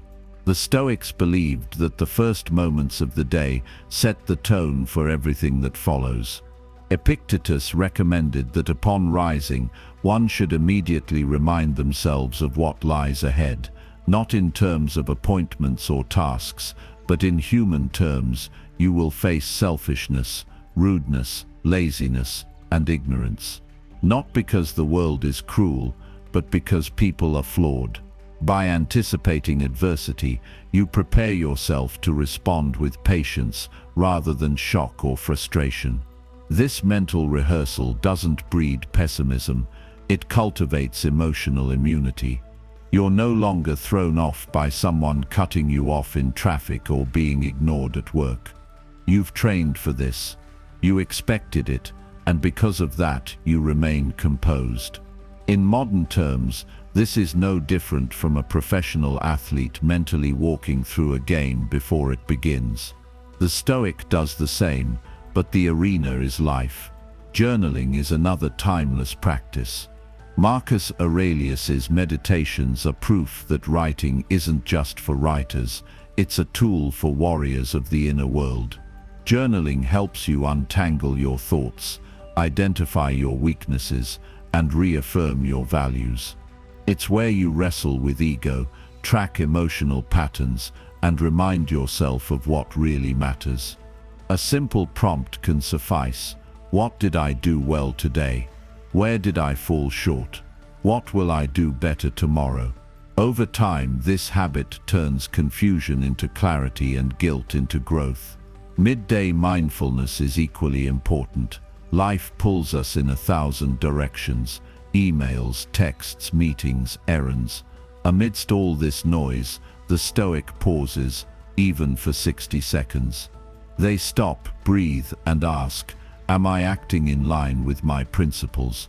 Am I reacting or responding? Has my ego hijacked the wheel? This quick check-in restores presence. It's a return to center. You don't need a mountain retreat. You need a moment of awareness. The Stoics also believed in the power of evening reflection. Seneca wrote extensively about this. At the end of the day, he would review his actions, not to punish himself, but to learn. Did I control my temper? Did I speak wisely? Did I waste time? This form of daily accountability transforms experience into wisdom. It prevents you from sleepwalking through life and turns each day into a step toward mastery. Beyond journaling and reflection, there are physical components to Stoic training. The body and mind are not separate. The Stoics understood this. Regular exercise was not vanity, it was preparation. If your body is strong, your mind has more stamina. If you can endure physical discomfort, you can endure emotional stress. Whether it's running, weightlifting, cold showers, or fasting, the goal is the same: to build inner strength through controlled challenge. You train your nervous system not to flinch at difficulty. In your relationships, Stoic training means practicing equanimity. When someone insults you, you don't fire back. You don't need to. Why would you give away your peace so easily? Marcus Aurelius advised, the best revenge is not to be like your enemy. Instead of escalating conflict, you diffuse it through silence, kindness, or firm boundaries. This isn't weakness. It's strength under control. Another vital form of Stoic training is practicing detachment. This doesn't mean apathy. It means distinguishing what you control from what you don't. When you attach your happiness to outcomes, you live in anxiety. When you attach it to your effort, your integrity, your growth, you become unshakable. You apply for the job, but your peace doesn't depend on getting it. You love someone deeply, but you don't need them to complete you. You speak your truth, but you're not enslaved by others' opinions. This is freedom. Modern Stoic practice can also include digital discipline. In a world of constant stimulation, attention is your most valuable asset. The Stoic guards it fiercely. Set limits on social media. Create time for deep focus. Eliminate distractions from your space. When you protect your mind from noise, you make space for wisdom to emerge. The more intentional your environment, the more intentional your mind becomes. Above all, the Stoic knows that consistency beats intensity. You don't need to read every Stoic book. You don't need to journal for hours. You don't need to be perfect. You just need to show up. Each day, even when it's boring, even when you fail, especially when you fail, the Stoic doesn't aim for applause. They aim for alignment, and alignment is built through daily practice. In a noisy, frantic world, the Stoic mind is a fortress, but it doesn't build itself. You lay the bricks every morning with intention. You reinforce them every evening with reflection. You protect them throughout the day with awareness. Over time, this becomes who you are, not just what you do. Discipline becomes your identity. Clarity becomes your default. Peace becomes your nature. Train your mind like a warrior. Feed it with wisdom. Sharpen it with discipline. Test it in the arena of life.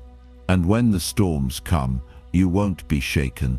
You'll stand calm and focused, ready to act, not out of fear but out of virtue. That is the reward of Stoic training, not just a good day, but a good life. Emotions are the silent architects of our daily decisions, moods, and ultimately our destiny. And yet, for most people, emotions feel like uncontrollable forces, spontaneous, overwhelming, and often irrational. Stoicism challenges this narrative. It doesn't tell us to deny or repress emotion, but to understand and guide it. To the Stoics, emotions are not random afflictions, they are the product of thought. And if we can master the thoughts that shape our feelings, we can reclaim our freedom. Let's begin with a crucial distinction in Stoic thought. Emotions as commonly experienced, panic, jealousy, rage, despair, are not simply reactions, they are judgments. This was especially emphasized by Chrysippus, one of the foundational Stoic thinkers, who argued that every passion stems from an error in judgment. For example, fear isn't caused directly by danger, it's caused by the belief that the danger is unbearable or catastrophic. Jealousy isn't caused by someone else's success, it's the belief that their gain is your loss. Change the belief, and the emotional wave loses its grip. Epictetus once said, "When you are offended at any man's fault, turn to yourself and study your own failings. Then you will forget your anger." This is a profound key to emotional mastery. Anger often arises when we believe we've been wronged or disrespected, but Epictetus challenges us to question the assumption beneath that anger. Why are we so quick to take offense? Why do we allow another person's behavior to dictate our peace? In the Stoic framework, the fault lies not in the event, but in our interpretation of it. Marcus Aurelius gives us a tool, one that has helped countless leaders and thinkers remain calm under pressure, inner dialogue. In his meditations, he regularly coached himself through emotional storms. When troubled, he would ask, "Is this really so terrible? Will this matter a year from now? Am I reacting or responding?" These questions are not philosophical fluff, they're tactical. They shrink problems down to size, reveal distortions in thinking, and empower clarity over chaos. In modern terms, the Stoic approach to emotion shares similarities with mindfulness and cognitive behavioral therapy. Both encourage observation without judgment. Suppose you feel anxiety before a presentation. Rather than resisting the feeling or drowning in it, the Stoic path is to sit with it, observe it, and examine the thought that gave birth to it. Is the thought accurate? Helpful? What's the worst-case scenario? And is it truly unbearable? Often, simply pausing and engaging the rational mind begins to drain the intensity of the emotion. Seneca, known for his letters on ethics and the emotional life, offered a stark warning: anger is like a ruin, it breaks itself upon what it falls. He believed anger was the most destructive emotion because it pretends to be strength. But real strength, in Stoic terms, is composure, the ability to remain stable no matter the storm outside. Seneca didn't suggest we become doormats or suppress righteous indignation. Rather, he wanted us to wield our energy with purpose. Emotion without control is wildfire. Emotion with reason is fire in the hearth. But how does this apply to real life? Think about moments when you've snapped at someone you care about. Chances are, the problem wasn't them, it was your unexamined stress, fear, or frustration. Maybe it was pressure from work, insecurity about your worth, or unresolved resentment. Stoicism invites us to become students of our inner life, to recognize the patterns that trigger our emotional spikes, and to trace those spikes back to the story we're telling ourselves. That story can be rewritten. In relationships, this is transformative. Instead of reacting defensively to criticism, the Stoic examines, is there truth in this feedback? Am I assuming ill intent where none exists? Instead of feeling threatened by a partner's independence, the Stoic asks, what fear is surfacing here? Is it the fear of being unneeded, or the illusion that love means control? These inquiries replace emotional volatility with curiosity. And through curiosity, we grow. The Stoic approach to sadness and grief is equally enlightening. They never taught us to avoid sorrow. They simply taught us not to drown in it. When we lose someone or something we cherish, grief is natural. But as Marcus Aurelius wrote, loss is nothing else but change. Life is a series of changes, and every attachment we form is vulnerable to impermanence. The Stoic grieves fully, but also reflects, what did this person or experience teach me? How can I honor them through the life I live now? In doing so, grief becomes a gateway to gratitude. In business and ambition, emotional mastery is indispensable. Imagine how many decisions are ruined by ego, anxiety, or the need to prove oneself. The Stoic leader does not make decisions based on popularity or fear of failure. They decide based on principle and purpose. When emotions rise, they don't suppress them, they hold them up to the light. Is this pride or integrity? Is this fear or prudence? Am I leading with clarity or being led by insecurity? That level of introspection builds unshakable trust, both with yourself and with those you lead. Of course, Stoic emotional discipline is not a destination, it's a daily practice. Even the Stoics stumbled. Marcus Aurelius admits in his writings that he often felt anger, sadness, fatigue. But he also wrote those feelings down. He examined them. He corrected his course. This is what separates the Stoic from the reactive, not perfection but vigilance. A relentless commitment to mental clarity, no matter how many times you fall. To begin this practice in your own life, start small. When a strong emotion arises, pause before reacting. Ask what thought preceded this feeling. Is it true? What would a wiser version of me believe right now? Keep a journal. Note your triggers and how you responded. Over time, patterns will emerge, and so will strength.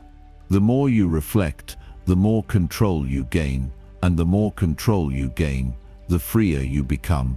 Ultimately, Stoicism teaches us that emotions are not enemies.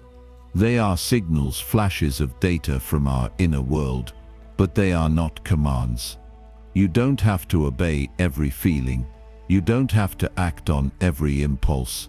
You have the power to pause, to reflect, to reframe. That is the path to emotional freedom. That is the strength the Stoics revered. Not the absence of emotion, but the presence of mind.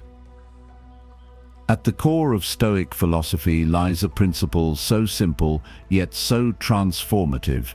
It has guided thinkers, leaders, and warriors across centuries. Focus only on what is within your control and release the rest. This isn't just advice, it's the cornerstone of emotional resilience and inner peace. The Stoics believed that most of our suffering does not come from external events themselves, but from our mistaken belief that we can control them. Epictetus was blunt when he said, "Some things are in our control and others not." This statement isn't meant to limit us, it's meant to liberate us. By drawing a clear line between what we can and cannot influence, we free ourselves from unnecessary worry, frustration, and disappointment. Imagine how much energy we spend daily on things outside our power, how others behave, what people think of us, the outcomes of our efforts, even the weather. The Stoic response is not to disengage from life, but to engage wisely where it matters. Consider how much stress is generated by things like social media opinions, traffic jams, political arguments, or even a friend not replying to a text. All of these are beyond our command. We may influence, suggest, or offer effort, but the outcome not ours to determine. When you finally accept this truth, not just intellectually but emotionally, you step into a rare form of freedom. You stop fighting battles you can never win, and instead redirect your attention to your thoughts, your actions, your choices, things that belong solely to you. Marcus Aurelius, the Roman emperor and philosopher, ruled over a vast empire teeming with crisis. Yet in his meditations, he constantly returned to the idea of control. You have power over your mind, not outside events. Realize this, and you will find strength. Marcus understood that the only true kingdom a person can rule is the kingdom of their own mind. And when the outer world spins in chaos, the Stoic finds calm in this inner dominion. This perspective does not mean passivity. It doesn't mean we should stop striving, dreaming, or pursuing change. It means we approach these pursuits with clarity. You can aim for success, but you don't cling to the outcome. You can love someone deeply, but you don't attach your peace to their actions. You can fight for a cause, but you don't spiral if it doesn't succeed. Your responsibility is in the attempt, not the result. In practical terms, think about how often anxiety and overthinking stem from trying to control the uncontrollable. We replay conversations worrying about how we were perceived. We imagine worst-case scenarios, thinking it prepares us. We cling to expectations and are devastated when reality fails to meet them. Stoicism offers a radical shift. Prepare as best you can, and then let go. Relinquish control over the results, and you liberate your spirit. This is especially helpful in moments of conflict. When someone is rude or unfair, the reactive instinct is to argue, defend, or retaliate.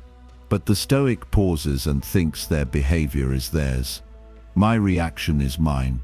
We cannot control someone's words, but we can control our response. That's the heart of discipline, not suppressing emotion, but choosing our behavior despite it. In business and creative work, this lesson is crucial. The artist who obsesses over praise, the entrepreneur who panics over outcomes, or the athlete who fears failure, all are shackled by the illusion of control. Stoicism tells us, focus on process, not perfection. Control your effort, your preparation, your mindset. Let the results unfold as they will. If you've done your part well, you've already succeeded, regardless of the outcome. The Stoics even applied this idea to death. Nothing is more outside our control than the hour of our death. Seneca wrote, "We are not given a short life, but we make it short, for we are not wise in its use." Instead of fearing death, the Stoic faces it. Instead of avoiding the subject, they prepare for it. Why? Because they understand that trying to control the inevitable is the root of all terror. Accepting it, however, creates freedom and urgency to live well. In relationships, this principle encourages healthier boundaries. We can show up with love, honesty, and presence, but we cannot force someone to love us back or act the way we wish. This realization often hurts at first, but then it heals. It allows us to love with openness rather than possession, to give without demand, and to walk away when necessary, with peace instead of bitterness. To cultivate this mindset daily, use simple mental habits. Begin each morning by reminding yourself, "Today I will encounter people and events beyond my control. My peace does not depend on them." At night, review your day. Ask, did I waste energy trying to control something I couldn't? What could I have focused on instead? Over time, this practice builds a mind that is centered, adaptive, and powerful. This detachment from external control is not cold indifference, it's enlightened compassion. It's knowing you can't fix every problem, so you offer your best without becoming emotionally imprisoned by the outcome.